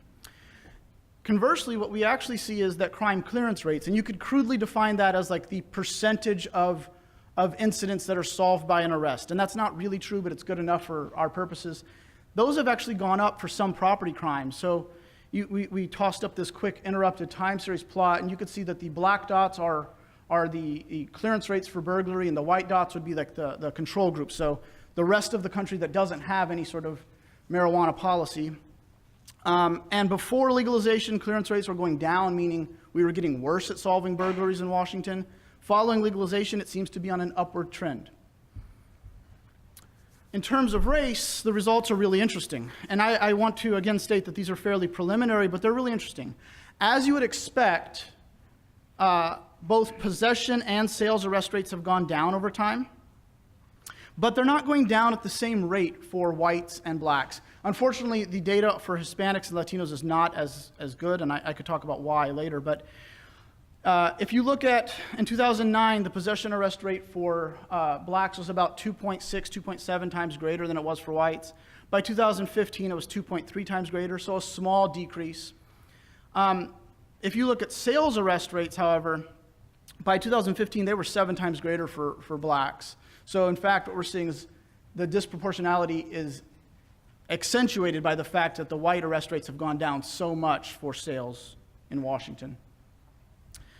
If we think about jail populations, and again, this is the same argument, that jail populations should be affected by marijuana arrests, these data are admittedly terrible, much worse than any other data I'll present to you today. But we did see a significant, modest decline following legalization using a multi-group interrupted time series model. But following the advent of sales, there was a small increase, and essentially we're back to where we were, that jail populations are about the same. And if you look at the numbers, and they may be a little hard to see, there is a disproportionate jail incarceration rate for African Americans in the state of Washington. For the 8 counties in question here, it's over 1,000, whereas for whites and Hispanics, it sits around 250. As I mentioned, other folks are doing work in this area. So Pearson et al., they're out of the Stanford Open Policing Project. This wasn't their primary goal, but they were looking at race and searches, so car searches. And they looked at Washington and Colorado for a subset analysis, and they found that legalization does decrease searches. It's not, marijuana was an easy entree to a car. If you smelled marijuana, you could do a search. It's no longer that easy entry, but it hasn't completely eliminated the disparity. So why does this matter? And I say up here implications for social justice. You could make the case that it's for broader things. First of all, I-502 is not a major driver of crime. The results are fairly consistent with what you'd expect to see. You see a decline in marijuana arrest rates. You see a decline in traffic stop searches. No significant increase in crime, and no real change in the jail population. In terms of race, the results are more complicated.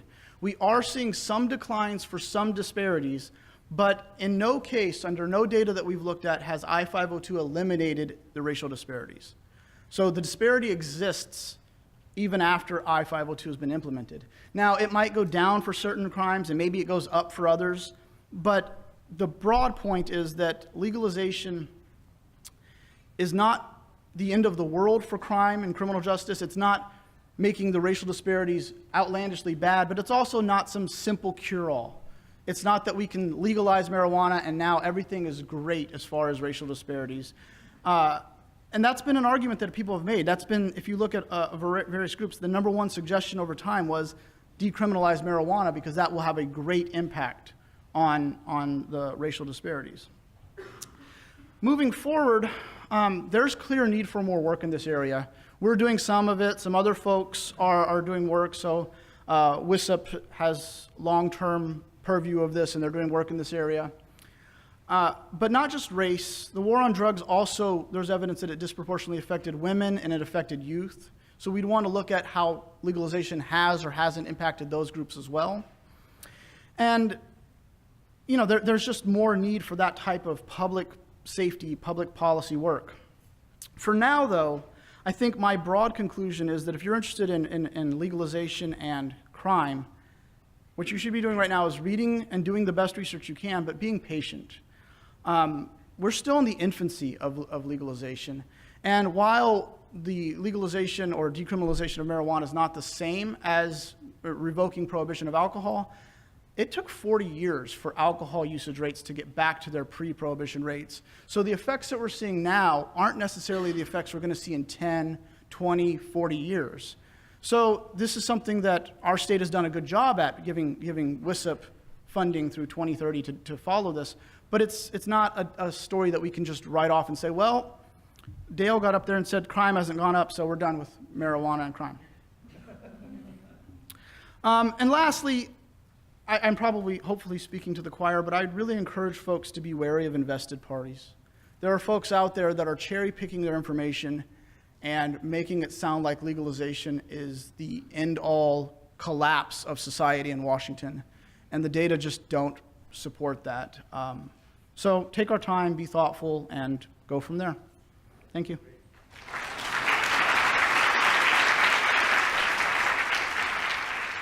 So now I'd like to introduce someone that I know fairly well.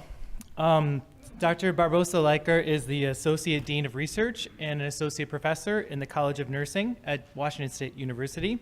She's also the Director of the Program of Excellence in Addiction Research, which I'm also a member of, and therefore technically she's my boss. Today, Dr. Barbosa-Leiker is going to be presenting results of her pilot work investigating alternatives to marijuana suspension in middle school and high schoolers. So welcome, Celestine.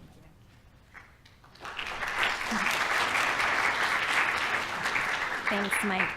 I'm glad that you said that I was technically your boss. I'm going to always remind you of that. And you said it on TV, so that's fantastic for me. It's great. Oh, yeah, okay. Oh, we'll see. We'll see if I can make that work for me. A quick disclosure information. This pilot study did receive funds from Rebecca Kraft's WSU Grand Challenge Seed Grant, where I was lucky enough to be the project lead for this. And we did not receive any funding by Third Millennium Classrooms. That's the company that we were able to work with to get this program started. So just a very quick background here. This was state-driven. We worked with across the state of Washington. This was community-driven. The schools came to us. They came to the Spokane Regional Health District, who then identified researchers at WSU to work on a project that the state already knew that they wanted to investigate. So it was kind of neat to come about it in that way. The concern across the state was this out-of-school suspension that was happening in schools related to substance use across the state of Washington. Locally in eastern Washington, tobacco and marijuana policy infractions were accounting for about 23% of suspensions. That was also including e-cigarette use.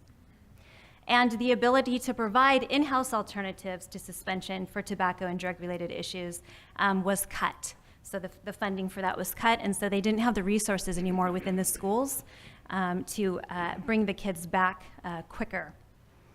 So the schools wanted then an in-school online intervention tool that would help alleviate these long-term impacts.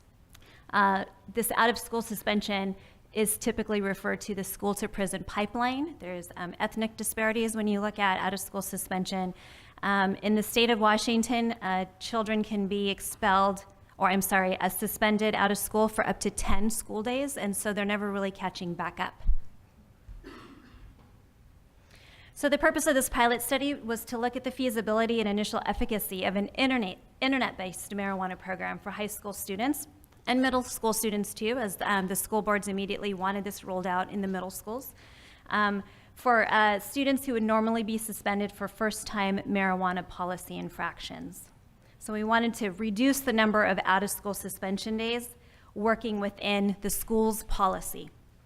So we worked with the districts within the district's policies and procedures for suspension in the last 2 academic school years. So we're closing in on our 2nd academic school year that we've had this program out there. We didn't change policy. We weren't intervening in the schools. They just had an option to consent into, be able to take this online program in order to reduce their suspension days by 50% if they participated. If they didn't consent, they still had the option to do that. They just had to work with their parents. The schools just worked within their parents. Again, this is already written in the school policies of the schools that we worked with. We had initially 4 school districts agree to participate. We chose 2 urban and 2 rural districts, and I'll share a little bit more about how it was actually rolled out across them. So the program that we selected to choose, and we worked with the schools in selecting this program, was the Marijuana 101 program by Third Millennium Classrooms. It's a 4-hour online intervention course, and it can be used on campus or at home, depending on what works best for the school and for the family. It's self-administered. It's been researched in college students, and so this is the first one to look at high school students. And as I said, I'm not sharing it here, but we also did roll it out in the middle school students and the middle schools that also wanted access to it. So what does it look like? It looks a little bit like this when you log onto the website. When we first worked with them, the section that they taught the students about on the law for Washington State was outdated, so they worked with us within the day to change that module. So it's great. It has things like this. It gives them information. They do talk about the risks and the benefits of cannabis use. We found in talking to the students afterwards that they really liked that they felt that it wasn't just heavy-handed or one-sided. It kind of lent them some credibility. They ask about a lot of personal use. That's some of the data that I'll share. So, we have findings on this one here. So within the past 30 days, how many times did you do the following? How many times were you in a car with somebody that was under the influence of marijuana? And then they use the e-checkup to go results. I know that's used in other studies as well. And this is saying, hey, so you reported this, you might want to consider this. It gives them immediate feedback on their own personal use. So I'll just share some preliminary results here on the student data and then some staff data too, as we wanted to interview the staff to see, the school staff to see what it really, how feasible it was to roll this out in a program. Again, with no additional resources to the schools. They didn't have anybody there, specifically to do this. They had to just make it work within the schools, within their own confines. So what we had for student data, 41 students were enrolled in the Marijuana 101 program. In reality, we have about 3 times that amount of data because as we went to the school districts and asked them if we could pilot this program, they immediately wanted access to the nicotine and tobacco programs that Third Millennium has. So those were also rolled out. I won't be sharing that data here, but we will be looking at the data across the Marijuana 101, nicotine 101, and alcohol-wise for these students. Some of the students were caught with like marijuana and alcohol policy infractions, so they within the school policy they took both programs. So really what we saw was the one district that was kind of the biggest cheerleader of this program that had me speaking to the school board. They were the ones that really adopted it and used it. We had some data from the other larger school district. The more rural school districts, they just didn't really have enough marijuana suspensions. That's a good thing. And so it was just, it's kind of like the cost benefit of having to learn something new to do when maybe you only have 4 or 5 students a year in your very small school that would even be suspended for cannabis use. So the participants were mostly male, 17 years of age, 62% white. They reported using 2.1 hours a week, but about half of a month there. And they did indicate that about 50% were saying they spent no money on marijuana. So obviously they can't legally purchase it, but they're also not buying it from friends. So the knowledge portion of Marijuana 101, all of the facts that they had to learn about it and everything, they did go from a 48.2% correct on the pretest to after taking the 4-hour program to 82.6% correct. They were pretty satisfied with the program. They said it was, fairly easy to understand, interesting and helpful, helped me to avoid future problems, recommend to a friend. And again, these were our students that were just suspended. So the fact that they were even this satisfied is pretty impressive, I think, with this program. Age of first use was between 13 years and 16 years. 62% did not drink alcohol when using marijuana. I thought that was interesting. 68% did not use edibles in the past 30 days. That was something that we were interested in as well. 50% were in class while under the influence. 20% drove within 5 hours of use, and an additional 44% were driven by someone within 5 hours of the driver's use. So I bolded there some things that we probably want to tackle. The downsides that the students reported: feeling tired, unmotivated or run down, coughing, breathing problems, trouble with work. I used because it's safer than other drugs, was the most reported answer there. To have a good time, to help me sleep, it relaxes me. The good things were relaxing, reducing stress, helps me to sleep, and helps me to have fun. I did think it was interesting that it wasn't just this social use or using it at a party. It really was. It seemed, in looking at the data, that these students really did seem stressed. They wanted to be sleeping more. They were pretty anxious. They were using it to help in those ways. They wish they could spend more time on getting a good night's sleep, being more productive, going to the gym. 50% wanted to change their personal marijuana use. They did have a plan for saying no. They just weren't going to buy it. They weren't going to have paraphernalia in sight.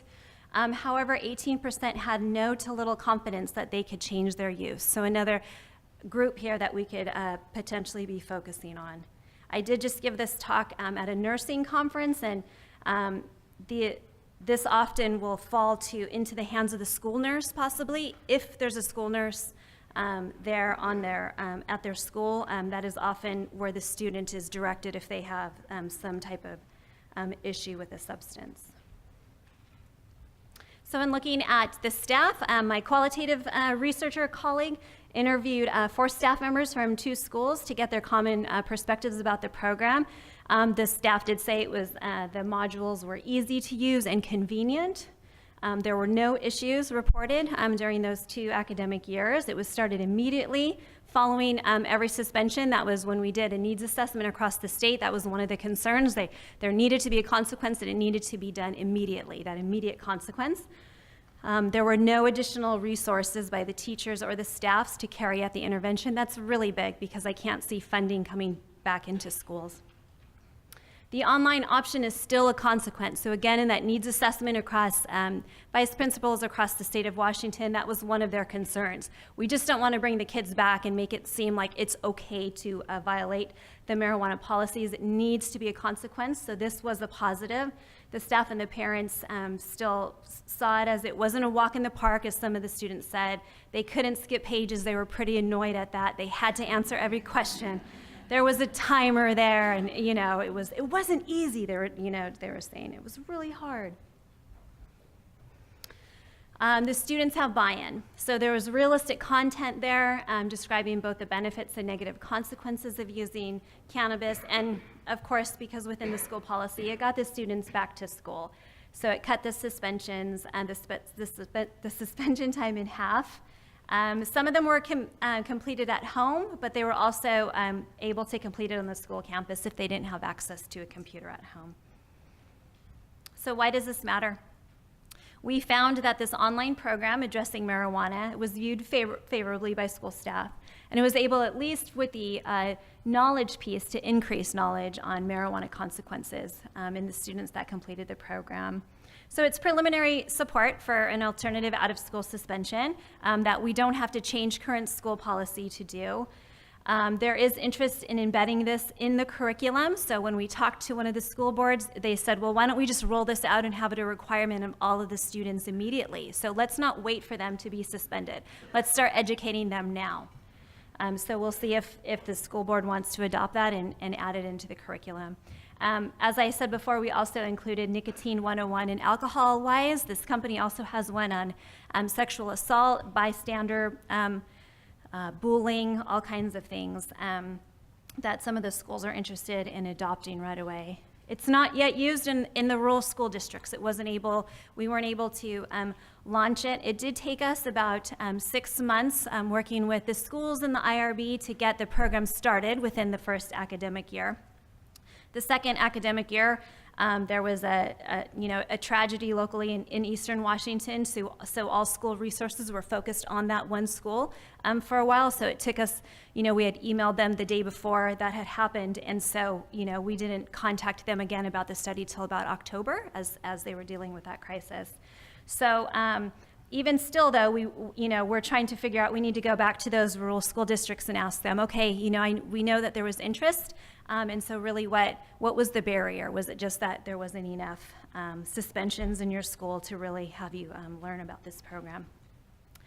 So moving forward, we have concurrent research right now being conducted with the parents and the students that we're surveying them right now. So those that were suspended, we want to explore the perceptions of the program in more detail. We're going to be comparing these results to school level data. So we're working with the health district and we're working with the prevention specialists in ESD 101 there in Eastern Washington to look to see, if the schools are saying, well, we didn't have that many suspensions, so it wasn't, it wasn't on our radar to use it. Does that match up with what's going on? Looking at change over time in suspension, in marijuana-related suspension, healthy youth survey, things like that, matching up to the school. We also have the alcohol-wise and the nicotine 101 data that will be analyzed this summer. There is interest to roll it out across the state. 2 years ago when we started this, OSPI wanted it, like, hey, we could potentially roll this out across the whole state. I know this company has contracted at state levels too, so this is something that could potentially be available. It really seems, though, in talking to other researchers that are much more knowledgeable on education, cannabis, things like that with the students, that there does need to be a menu of options for the schools. Our state is so varied in what the schools look like. We have tiny, tiny rural schools and large urban ones. And so we really need this menu of options. We're working with a group in Colorado with the Marijuana Education Initiative, and they're here at the larger schools in Spokane, and they're embedded in the classrooms, giving curriculum on marijuana, because there's prevention specialists that they have access to at those schools. In some of the rural schools, they're not going to have access to that. So there needs to be a variety of things that we can do. Quick acknowledgement of the people that we did work with to get this study rolled out. Brittany Campbell at the Northeast Washington School District there, and at Third Millennium Classrooms, who let us use all of the products for free. Thank you very much.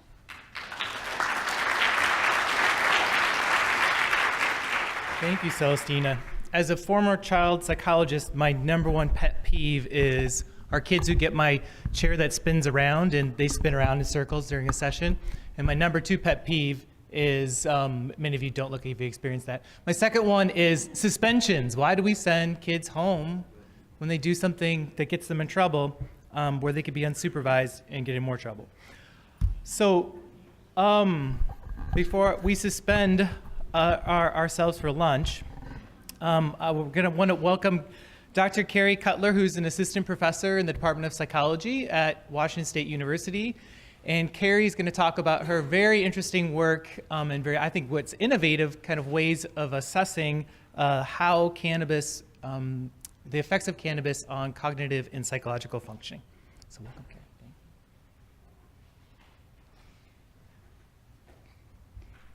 Thank you.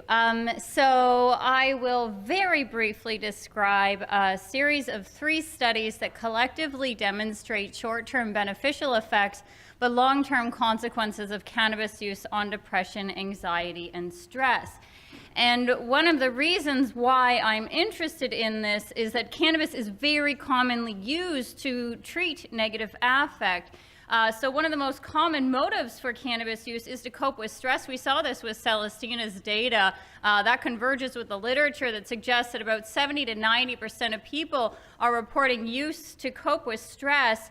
And some research that we conducted recently on a sample of about 1,400 medical cannabis patients showed that the 3 most frequently endorsed reasons for medical cannabis use, number 1 was pain, number 2 was anxiety, and number 3 was depression, with over 50% of people reporting use for these reasons. Since cannabis is so commonly used to manage symptoms of negative affect, we wanted to examine whether acute cannabis intoxication actually significantly reduces these symptoms. And we also wanted to look at the sort of long-term consequences of using cannabis to manage these symptoms to see whether it would increase or decrease baseline symptoms in the long term. And so to answer these questions, we analyzed data from a medical cannabis app called Strain Print.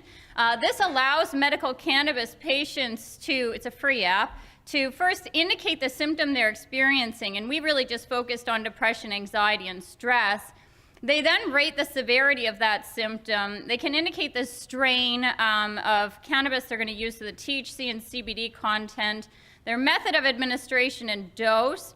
And then about 20 minutes after using cannabis, they're prompted via push notification to re-rate their symptom severity post-cannabis use. And so these are the primary results of this study. We found, so the crimson bars are showing their symptoms before using cannabis, and in gray, I've got their symptoms ratings after using cannabis. And in all cases, you can see a significant reduction in symptoms. It's about a 50% reduction in symptoms of depression, 58% reduction in symptoms of anxiety and stress. You can see this is based on a large number of patients who collectively use the app nearly 12,000 times. So some of these analyses actually took 12 hours for the computer to process alone. Very big data. Now, because we have repeated use for so many sessions, we were able to look at sort of long-term consequences. So we wanted to look at whether just baseline, so before cannabis use symptoms, were increasing or decreasing as a function of repeatedly using cannabis to manage these symptoms. And what we found was that baseline symptoms of anxiety and stress really were not changing across cannabis use sessions. They weren't increasing or decreasing, they were just maintained. Baseline symptoms of depression, on the other hand, were increasing across cannabis use treatment sessions. What we were seeing was, on average, after 125 cannabis use sessions, we were seeing about a 1-point increase in depression ratings on that 0 to 10 scale. So the results of study 1 really indicate that cannabis use temporarily decreases stress, but we were also interested in whether this would impart any benefits beyond the period of intoxication. So would cannabis users be more or less responsive to a stress manipulation when they're sober? And so here we used a 2x2 factorial design. We had cannabis users and non-users randomly assigned to complete either a stress or no stress condition. We collected subjective stress ratings before, during, and after the stress manipulation using that same 0 to 10 point scale that Strain Print uses. We also collected saliva before and after the stress manipulation so that we could extract the stress hormone cortisol. Now, to manipulate stress, we use something called the Maastricht Acute Stress Test. This is a multidimensional stress paradigm that manipulates both physiological and psychosocial stress. To manipulate physiological stress, participants must engage in 5 trials of submerging their dominant hand in ice-cold water for what to them is an unpredictable length of time, but in reality ranges from 45 to 90 seconds. I did this myself. It's very painful. Next, to manipulate psychosocial stress. So between trials, so after the 45 to 90 second, they would put their hand out of the water, and then they would have to count backwards from 2043 by 17s. I teach stats, and this challenged me. And they were given negative feedback anytime they made a mistake by a rather stoic researcher who forced them to start again. During all this, they were being video recorded, so there was a webcam directly in front of them that was projecting their image onto a monitor, also directly in front of them. So they had to watch themselves undergo all that. In the no-stress condition, they had to simply submerge their hand in lukewarm water for the same period of time, and in between those trials, they just counted from 1 to 25. No negative feedback required here. Again, these are all sober cannabis. They are all sober at the time, okay? So what you can see here is in the blue bars, we have the non-cannabis users. And what you see is the stress manipulation worked. So subjectively, they reported higher levels of stress in the stress condition than in the no stress condition, which they seem to find a little bit relaxing. And the cannabis users over here, we see a similar pattern, but it's dampened. So they're showing less of an increase in subjective stress, even though they're sober. And then turning to cortisol, we see cortisol corroborates these findings. So the stress hormone cortisol is increased substantially in non-cannabis users in the stress condition, going down a little bit in the no stress condition. And what you see here with the cannabis users, it's entirely flat. So we're actually seeing no appreciable difference in the cortisol levels of cannabis users in the stress or no stress condition, suggesting that they have blunted stress reactivity. You're a fan of puns, you would appreciate that. Okay. So finally, for the third study, we wanted to look at whether frequency of cannabis use would be related to pain intensity, depression, and anxiety. This time we were looking at patients with opioid use disorder, since again, these are the 3 most common reasons medical patients are using cannabis. We also wanted to look at whether frequency of cannabis use would moderate the relationships between pain intensity, depression, and anxiety. And so we had 150 adults receiving medication-assisted treatment for opioid addiction complete a survey measuring pain, depression, anxiety, cannabis use, and also self-efficacy, their confidence in their ability to manage their symptoms. Overall, we saw very high rates of cannabis use in the sample, with almost everyone using cannabis at some point in their life, about half using it in the past month, and about a third using it on a near daily basis. We also saw very high rates of physical and emotional pain in this sample, with 60% experiencing major depression, severe to moderate anxiety, and/or had a chronic pain diagnosis. And consistent with that survey I mentioned at the beginning, about 60% were saying they were using cannabis to manage their pain, and about 50% were using it to manage depression and anxiety.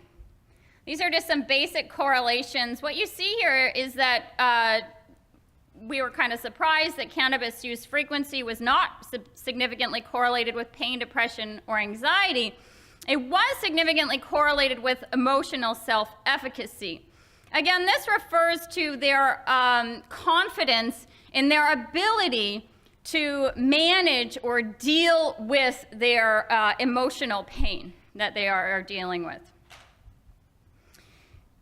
And these are the results of some moderation analyses. What these graphs are showing is the relationship between pain and depression and pain and anxiety in people who use cannabis at different frequencies. We'll start with the blue lines. So this is people who don't use cannabis, haven't used any cannabis in the past month.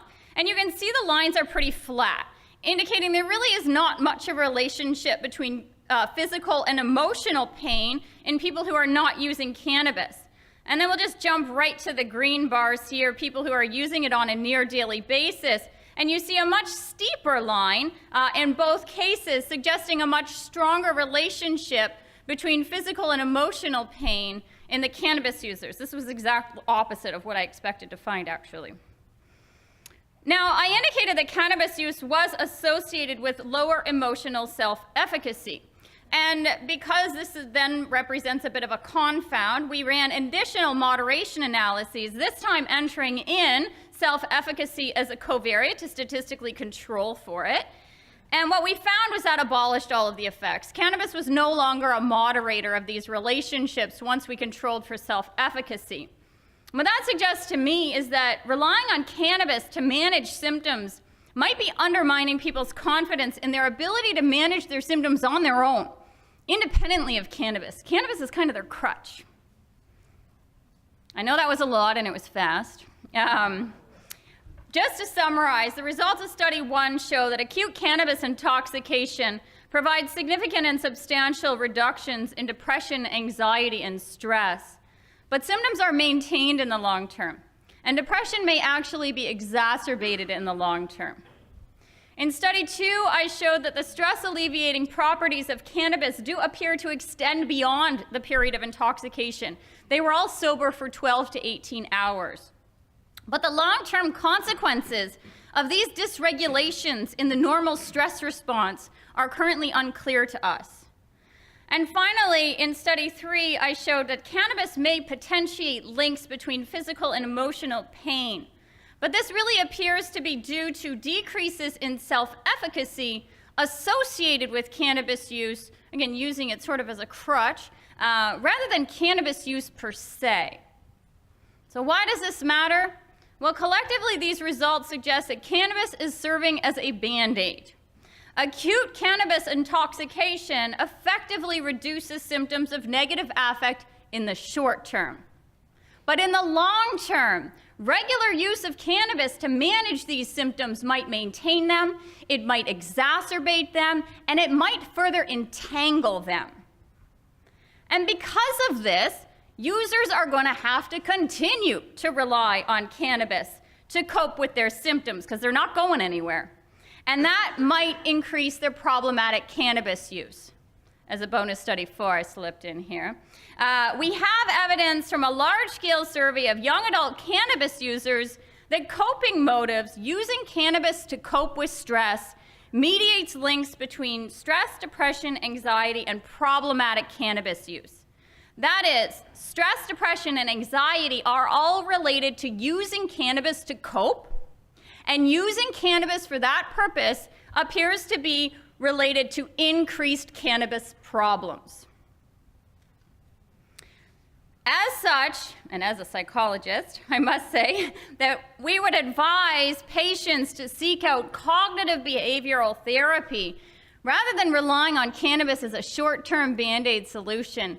They should be turning to cognitive behavioral therapy to learn how to effectively reduce their symptoms in the long term, to learn how to control these independent of cannabis.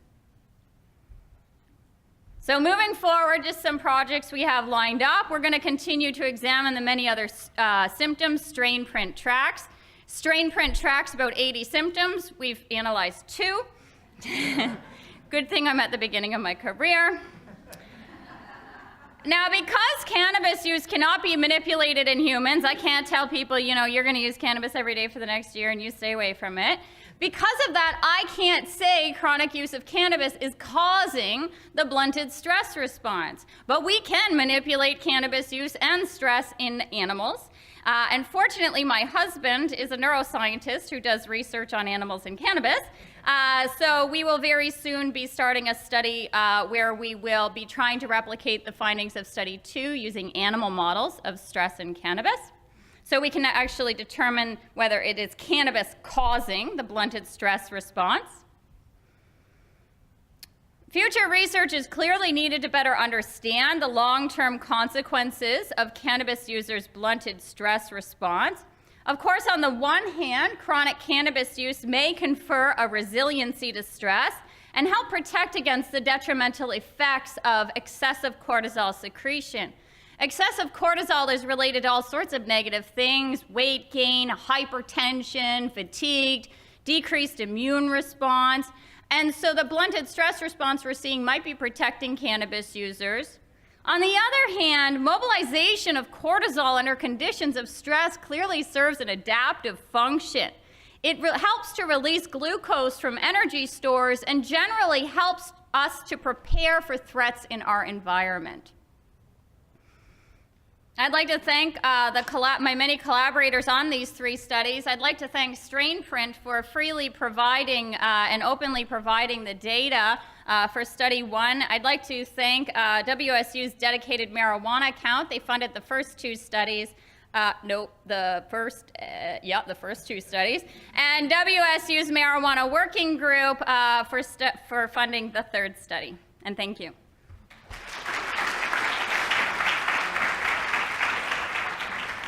I'm going to invite the panelists to come up and take a seat and to grab a microphone and sing for us.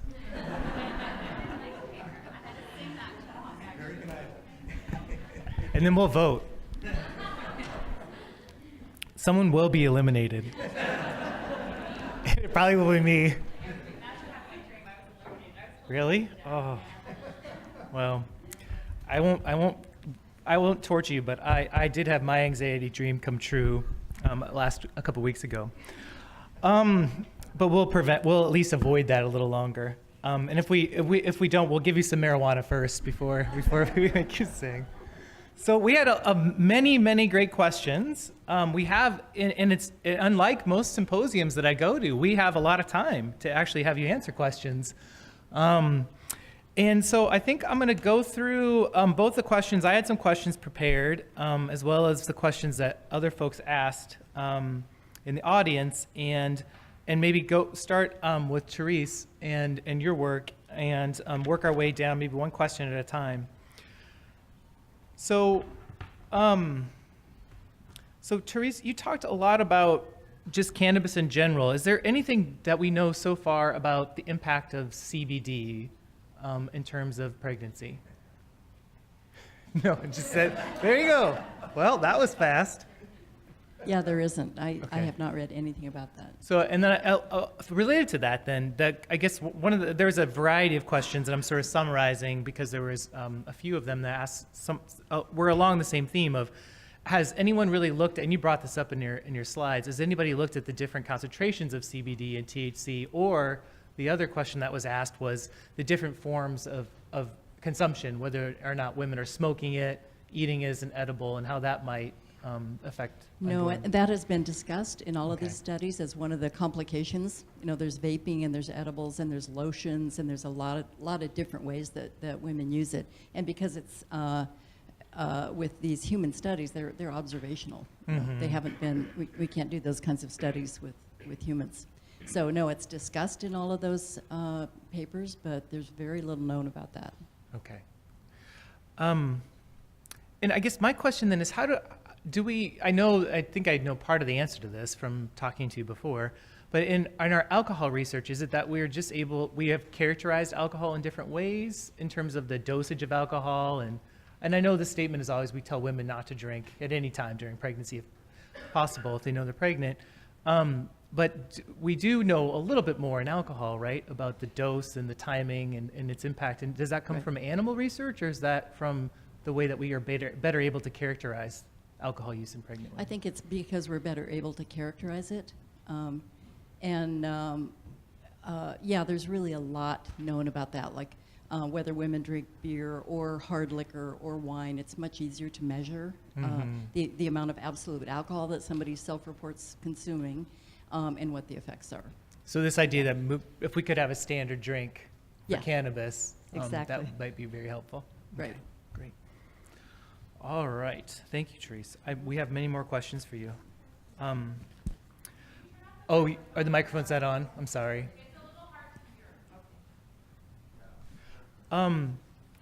So Carrie, there were a lot of questions about withdrawal symptoms in your in your presentation, and particularly as an addiction treatment provider, how much of what you're picking up on do you think in your research is primary depression and anxiety, or related to withdrawal symptoms that people are experiencing because they're not using?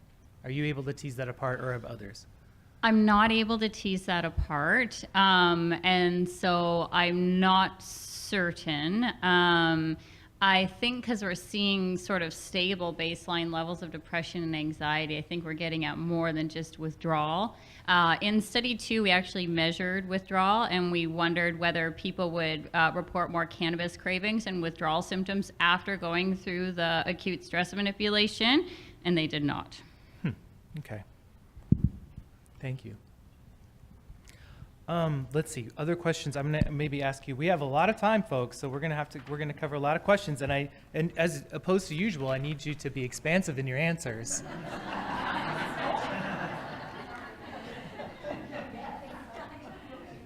Certainly more than no, yes.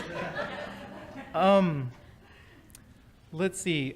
I think the other ones were sort of can you talk some more about looking at the strains, Carrie? Because I think that there's a number of questions that came up about, well, what about this strain of CBD versus THC? And go ahead. I'm really glad that you asked about that, because I didn't have time to include those data, but we actually looked at THC and CBD levels and what were optimal for reducing these symptoms. And we found that low THC, high CBD cannabis was best for reducing symptoms of depression and anxiety. And we found that high THC, high CBD was best for reducing symptoms of stress. We found high doses, so 10 or more puffs. We just looked at inhalation to make things simpler. So 10 or more puffs was most effective for stress, to kind of blast the system. High THC, high CBD, a lot of it. But then for depression, anxiety, it was the opposite. It was like very low doses, microdosing. 1 or 2 hits was sufficient. You were seeing the exact same level of reduction in the symptoms after a couple hits as you were seeing at 10 or more hits. So low doses of low THC, high CBD, best for depression and anxiety. And again, this is self-report data, right? There's self-report data, but a lot of the strain information, this is a Canadian app. I'm Canadian, living in America. But a lot of the strain data actually come from the licensed producers in Canada who are held to very strict testing standards. And Strain Print is pulling the THC, CBD values from those licensed producers rather than just relying on self-report. Although if the strain is not pre-populated in the app, people can enter it in. So that data is pretty strong, and then It's there's- stronger than most. Yeah. Wow. I mean, it's never going to be 100% reliable. Obviously, even within the same batch, you can get different THC and CBD levels. There's sampling error. And could you expand at all on why you think that might be the case? Why the particular concentrations of CBD, THC, versus and the lower level of I mean, there's almost no research on this because of the practical issues with conducting this research, and the classification of cannabis as a Schedule I drug makes that very, very difficult.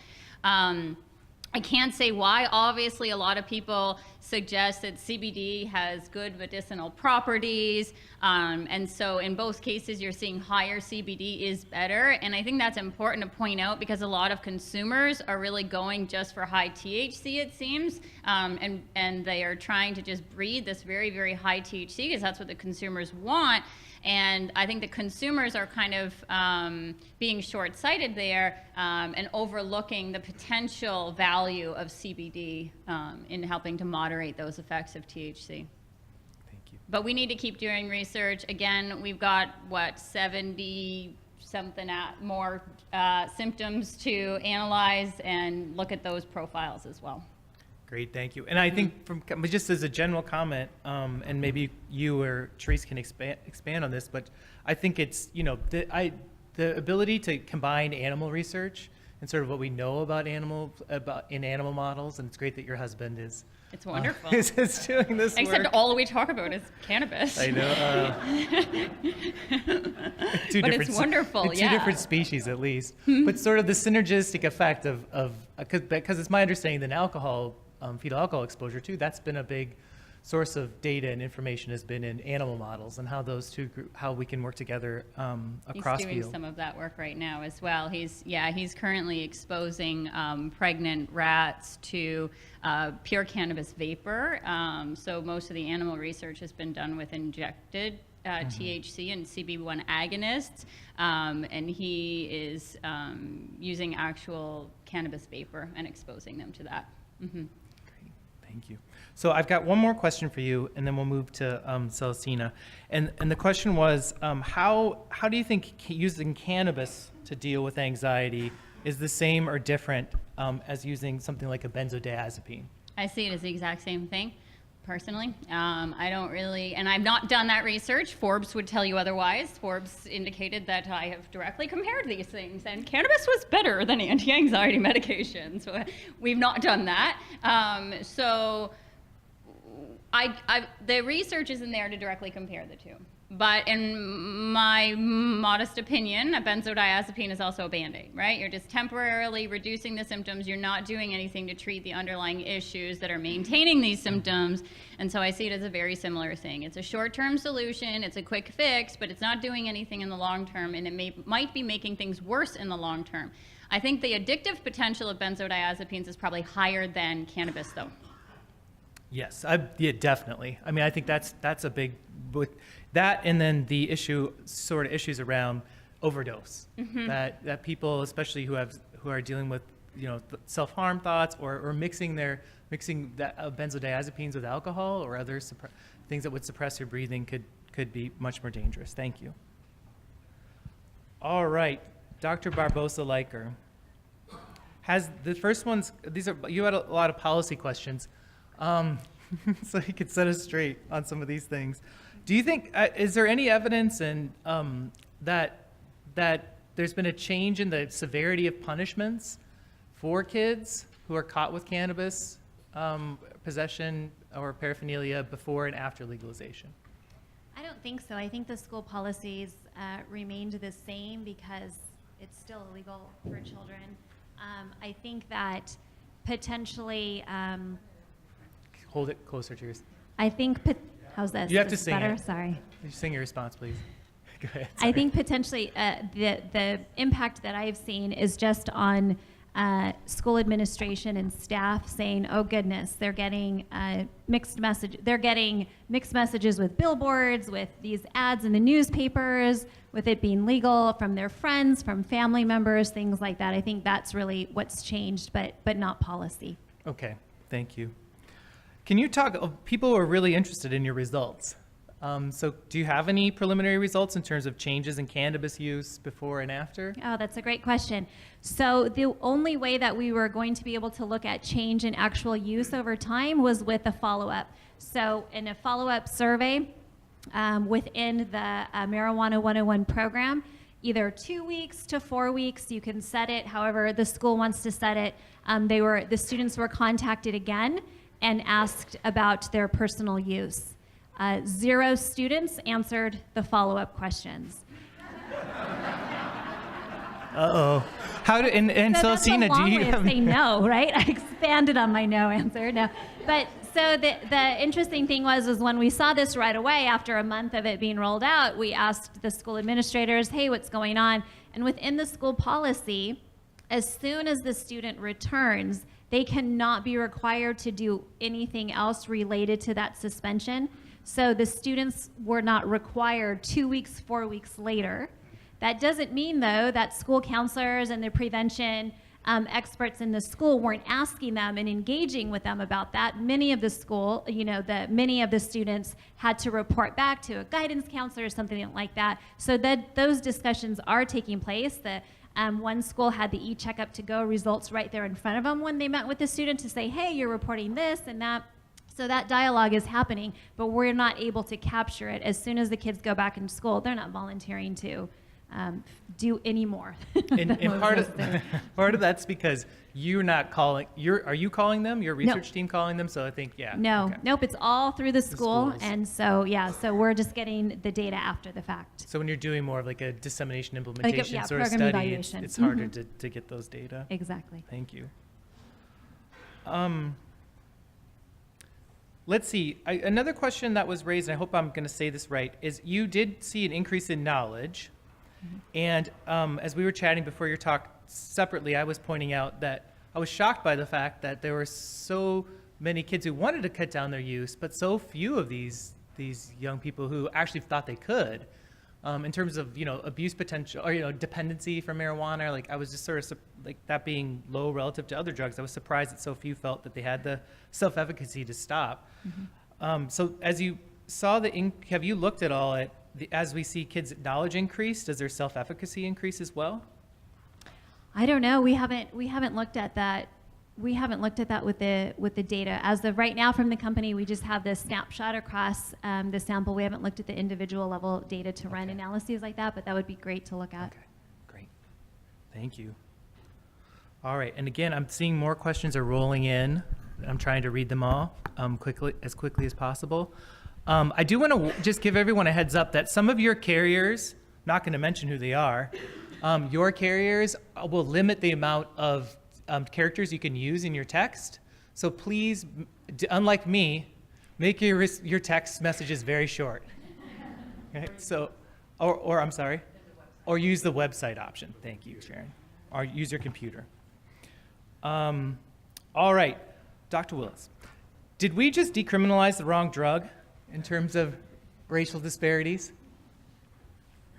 Would we have seen more of a change if we would have decriminalized other drugs? I don't know. I mean, that's a good question. I think that Can you hold it a little closer? Obviously there wasn't political will to decriminalize other drugs, but yeah, I mean, that might have been played out if we had looked at that data, but I don't know. That would all be speculative. We have a lot of time, so that's why I asked that one first. I thought you might speculate more. Yeah, be careful. What about, there were a number of questions about juvenile marijuana-related arrests. I mean, obviously there wasn't really a change for anyone under 21. Have you all looked at any juvenile data? Yeah, we do have some preliminary data on juvenile data, and the arrest rates are down as well.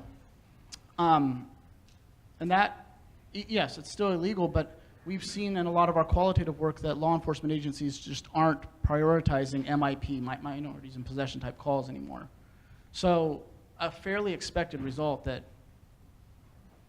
we're not seeing that increase. And I think, and probably other people on the panel know this better than me, but I think that we haven't also seen a ton of juvenile increase in the healthy youth surveys and things like that as well.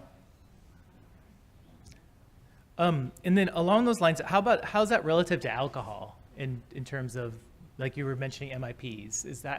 Has that gone? Have MIPs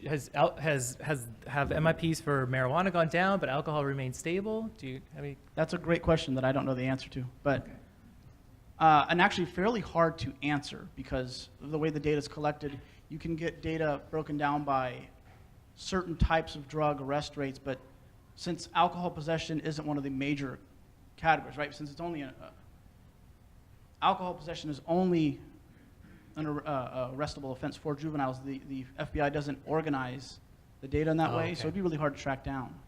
But we could get it from our partner agencies potentially and look at it that way. Great, thank you. And then there are a number of people who asked about the relationship between the interaction of race and SES. And I guess so my first question is, did you all control for that? And if you didn't, what might you speculate how might that change your findings? So to answer the first part, no, and that's just because the arrest data is broken down by demographics. So you can get arrests by age, you can get arrests by race, arrests by gender, but the people that collect the data, right, police officers on the line, don't record SES in any meaningful way. We are looking at some projects that can tap into this by calculating either city or county level arrest rates and then overlaying these city or county level poverty rates, but that's still a step removed. So it's something we're thinking about, but I don't have a great answer on how to do it just yet. So the second question, which maybe you don't have an answer to, is how are these arrest rates, how's decriminalization changed arrest rates differently for different socioeconomic groups? Yeah, I don't have that. I mean, we can approximate it if we look at counties and do it that way, and we can infer by the fact that in the state of Washington, African Americans and Latinos are on average poorer, that it's truly had the same effect. But because they don't record that in the data, it would be really hard to tap into. Great, thank you. And then I had a couple of questions. So my first question, because I grew up in Wenatchee, and where I grew up in Central Washington is about 50% Latino. What's the data looking like in terms of differences between Latinos and whites? So the problem with Latinos and arrest data is that data only gets collected if a person checks the box. And when you look at the numbers, the number of Latino arrests don't correspond to what you'd expect to see based on the populations. And so what I suspect is happening, I think Dr. Loveridge could chime in if you really want, is that officers aren't recording ethnicity as much as they're recording race. In terms of jail populations, we do see that Latinos aren't incarcerated, at least at the jail level, at the same rate as African Americans in the state, and there hasn't been any real change since legalization for the 8 counties that have somewhat okay jail data. Okay. Because the jail data is bad. Okay, great, thank you. And then the question that you and I were chatting about before, maybe you could speak to a little bit, which is the reason that we're not seeing such a large decrease amongst African American citizens in our state, is that because there are other crimes that are still illegal that they're more likely to be arrested for, or there are other crimes that are being committed at the same time, and there's disproportionality still in those crimes? It's possible that so you can envision these scenarios where a person has committed multiple crimes at the same time, right? And that maybe we're not seeing these changes for whatever reason associated with that. For the specific arrest data we reported, it's all subject to what the FBI calls the umbrella rule. So these data would only get recorded if drug possession was the most serious offense that the officer noted them for. And all of that, none of that goes into what happens with prosecution. We don't know what they're actually tried for. We only know what they're arrested for on the time of arrest. So it's a good question, but really hard to tap into. Yeah. So really you're saying it sounds like the limitations of your data are such that you can't do some of these things. Okay, thank you. All right. So I'm going to come back to you, Therese.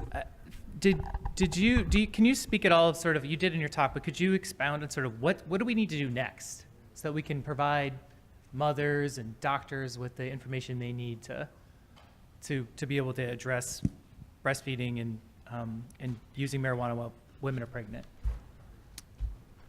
Well, That's a really good question. I mean, I think we need to continue to educate physicians and medical care providers about how important it is to ask women, and how important it is to really understand the responses. You know, I think there's been the CDC did a great disservice to all of us in the alcohol field with pregnant women a couple of years ago, when they put out recommendations that women in the childbearing years should avoid drinking. And that caused a huge backlash, because there are lots of women in the childbearing years who aren't planning to get pregnant. So that was really problematic, because young women really felt like there was a lot of scare tactics going on. Like, you know, there's this extreme recommendation, and what's the real story? You know, if I have a drink of alcohol when I'm pregnant, is my child going to have fetal alcohol syndrome? And the answer is no. So, so that was not okay. So I think it's really important that we not try to scare people with extreme warnings about alcohol and marijuana. I think that I think common sense. Like I ended my talk with this, and I also one of my children, my daughter, just had a baby several months ago, and she and all her friends are having kids now. They're at that age, and they're all very well educated. They have good jobs, and they talk about this stuff a lot. So it's really interesting to me where they get their information. So I think that contributing, like all of us as professionals, reading some of those blogs and websites, that's where they get a lot of information. And contributing information, you know, from the professional point of view, not just the, you know, not just opinions of the kids. I think that's something that we all should do more often, because we know that is definitely a source of information, and also not trying to exaggerate the harm.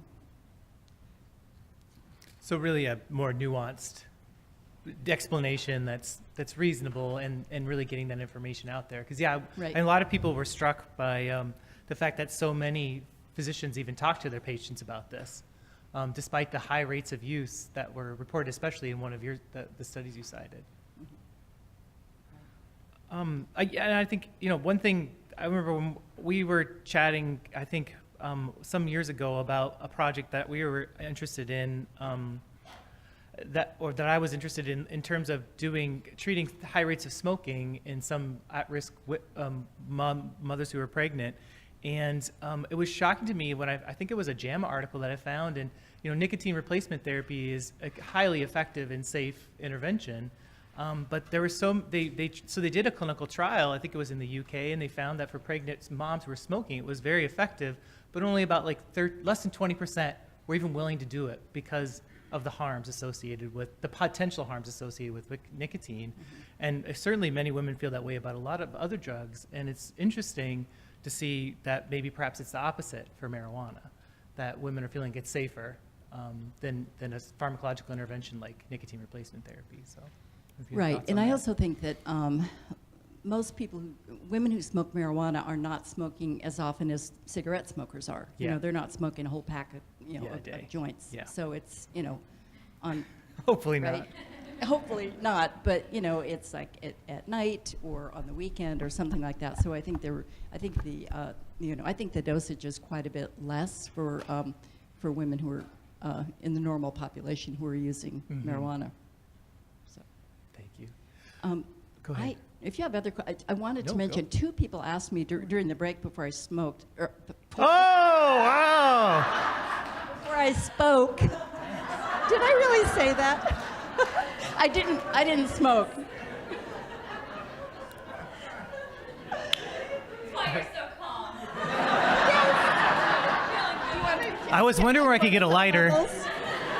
Okay, so my cortisol level just went like this. So, okay, anyway, they were asking about CPS, child welfare Yes. issues, because a lot of women really, that is one motivation for women to not use marijuana. So in Washington State, the CPS does not consider, they don't, if referrals are made for marijuana use, they don't even screen those at all during pregnancy. It's only after delivery that they respond to referrals about that, and it's only if there are indications that the the child is not safe, if the parent is not able to safely take care of the child. So they don't screen in at all just for marijuana use. It's only if there are neglect or abuse issues. And usually, if there are any findings, it's because of neglect, not abuse. The other thing is marijuana DUI. So if someone is arrested for a marijuana DUI and they have a child under the age of 16 in the car, CPS will get involved, and they have to do an investigation and a home visit. So that's something people should know. And also, we were talking about marijuana ingestion. Child ingestion of edibles, like chocolate chip cookies with marijuana in it, which you would not find at Bob Ferguson's house. His chocolate chip cookies don't have those. That's a big issue. So about half of the calls that come into the Washington Poison Control Center that have to do with marijuana have to do with kids between the age of 11 and 16, I think it is. So, and a lot of that has to do with things like edibles that they find in the house and that look attractive, and they eat them, and they end up in the emergency room. So. Thank you. That's a question that I had about the referrals to CPS. Yeah. I really appreciate that.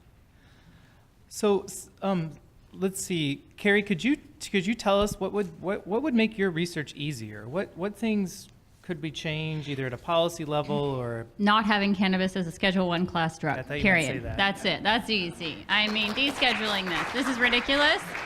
To me, it is absurd that a consumer can walk into a store down the street from my university and purchase marijuana, and I would be arrested for doing that as a researcher, right? And that I can't administer the same drug to them.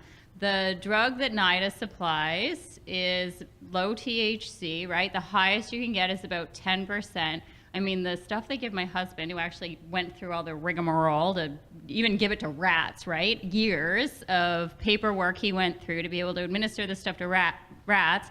And what they send him looks like black tar. It is not what humans are consuming. The plant matter that they get sent is basically they just take the plant, they grind the whole thing down. It's not picking off the nice flower off the plant. We're not looking at the 20 to 25% THC. We have no ability to look at the 70% plus concentrates that are being sold. So we can't do ecologically valid research. We are now finding clever ways to get around those issues. Strain print is one of those. We have another one in the works, so that we can start trying to look at some of these things. But making this not a Schedule I class drug, descheduling it or reducing it would make it a lot easier and allow us to examine the potentially beneficial and detrimental effects on humans, which is what we need. They kind of put the cart before the horse in legalizing for consumer use before reducing these restrictions on researchers. since you did say that you were Canadian, Yeah. do you know how this is going to be handled in Canada? Federally legal. Federally legal, and therefore federally legal for any purpose. Yeah. Yeah. So I went looking for jobs for a little while in Canada there, thinking this is really going to increase the research program. Unfortunately, jobs are hard to come by in Canada. But, we're doing all right here. We're figuring out little loopholes, and we're figuring out ways to get around it, and eventually I will work up the time and energy to start working on all these licenses. And I thank you. I appreciate that, because I think that's an issue that a lot of us have, of course, raised. And while I don't do this on a day-to-day basis, this type of research, it's certainly something that everyone's talked about. And it's frustrating, I think, for everyone, because it's frustrating for growers, it's frustrating for resellers, it's frustrating for people who have medical problems that want to use cannabis and don't know for sure, and they look to our universities as sort of a trusted, objective source of information. And it's frustrating when we have to say, "Ooh, it's going to take us some time. We're going to have to do the project you're interested in doing. It's going to take us 2 years to get approvals, and then we're not going to be able to use the product in our research that you're using." And with the rescission of the Cole memo, there's a lot of anxiety, both amongst, mostly amongst researchers and amongst our institutions, that the kind of workarounds that we've developed can be more challenging or potentially more risky. Celestina, I had some questions about just logistical questions about the product you're using. How much does it cost? So we got it for free. It's free. They were very nice enough to allow us to use their products for free. They have individual license prices. They have a school price. They have a school district price. They have a statewide price. I don't know their price. I bet if you just Googled it, I think it comes up. So I'm assuming the more licenses you buy, the bigger, the cheaper it is per license. Correct, yeah. And I would really like to talk with them about our rural school districts. If they're only going to be using 4 or 5 licenses, that shouldn't be compared to districts that need 400. And they seem to be very open with talking about things like that. I'm sorry, it's a Third Millennium Classroom. But who funds that? Who runs that? It's a private company? Yeah, it's a private company. Mm-hmm. Yep, they sell products. Yep. So one of the other questions that was raised was that a comment, and I'm not practicing anymore as a person in King County, but as a provider in King County, but that in King County, the schools in King County, people who test positive or kids who are caught with cannabis, they are required to do a substance abuse evaluation, and the majority of those individuals, according to this comment, are coming up as having what we used to call substance dependence. So, a diagnosable substance use disorder. Of course, one of the criteria is you get busted at school. So it's kind of tautological, but whatever. And so how would you juxtapose, as opposed to sending a kid off to get an assessment and requiring that assessment, which is typical even of the adult system where most people who go to treatment are there for, not there on their own volition, versus the program you're offering? How would you juxtapose sort of the pros and cons of those two approaches? Well, for this program, the school, in the needs assessment across the state, they were very specific that they wanted this online alternative to suspension only for first-time violators of the school policy. Okay. Right now, a lot of the schools that we worked with, within their policy, their only option was to send the kid to have a substance use assessment. And so they wanted something with, some of the kids even had reported, like, I was with my friend. I didn't even have it on me, but we were both suspended, So having to do a full assessment like that, I think the schools just wanted something for the first time. The second time, that's not with, this alternative to suspension is not within their policy. They will be following, the traditional route for that. Okay, so this is for first-time offenders. Yes. And in many cases, and I've definitely experienced that as a clinician, where I've had parents come in and tell me, it doesn't make sense that my kid's getting a substance use assessment. They weren't even using cannabis. Right. Now, half the time, it turns out they were. But the other half really weren't. And it was a lot of wasted time and money. And okay, thank you. And we have only a couple more minutes, and then we're going to be switching to lunch. So, Dale, I wanted to ask the last question of you, if that's okay. Where's your work going next in this area? That's a good question. So where's the work going next? I think partially in terms of crime and public safety, we need to start looking at other avenues. The big things, crime and crime clearance and traffic safety, folks are studying them, we're studying them, and the results, I talked about some of them, the results aren't as sort of damning as people maybe expected. But there are other little things like thinking about DUIs. We hear a lot of police officers and police administrators complain about how long marijuana DUIs are taking them to process. And so a cost-benefit study thinking about, okay, if you've legalized marijuana at the state level, how many more marijuana DUIs do you see? How long do they take? And how much time is that taking police officers off of other calls? These are sort of these collateral, unintended consequences that I think we should be turning our attention to because, again, the sky's not falling, but there are probably real effects. Thank you. I know one thing that I heard in Colorado, and I don't know, at a conference recently that I hadn't heard from other people, and it's, I think, possibly relevant to Celestina and you as well, is that in Colorado, some of these, and this was only from a group of people, this wasn't a group of school administrators and clinicians, was that in many school districts in Colorado, you're being expelled for possession of cannabis. And I just found that shocking in terms of, and they didn't say, they made it sound like it was the first time, but it was shocking. So I'm glad you're interested in getting more into the details, into the nuances of how this is working.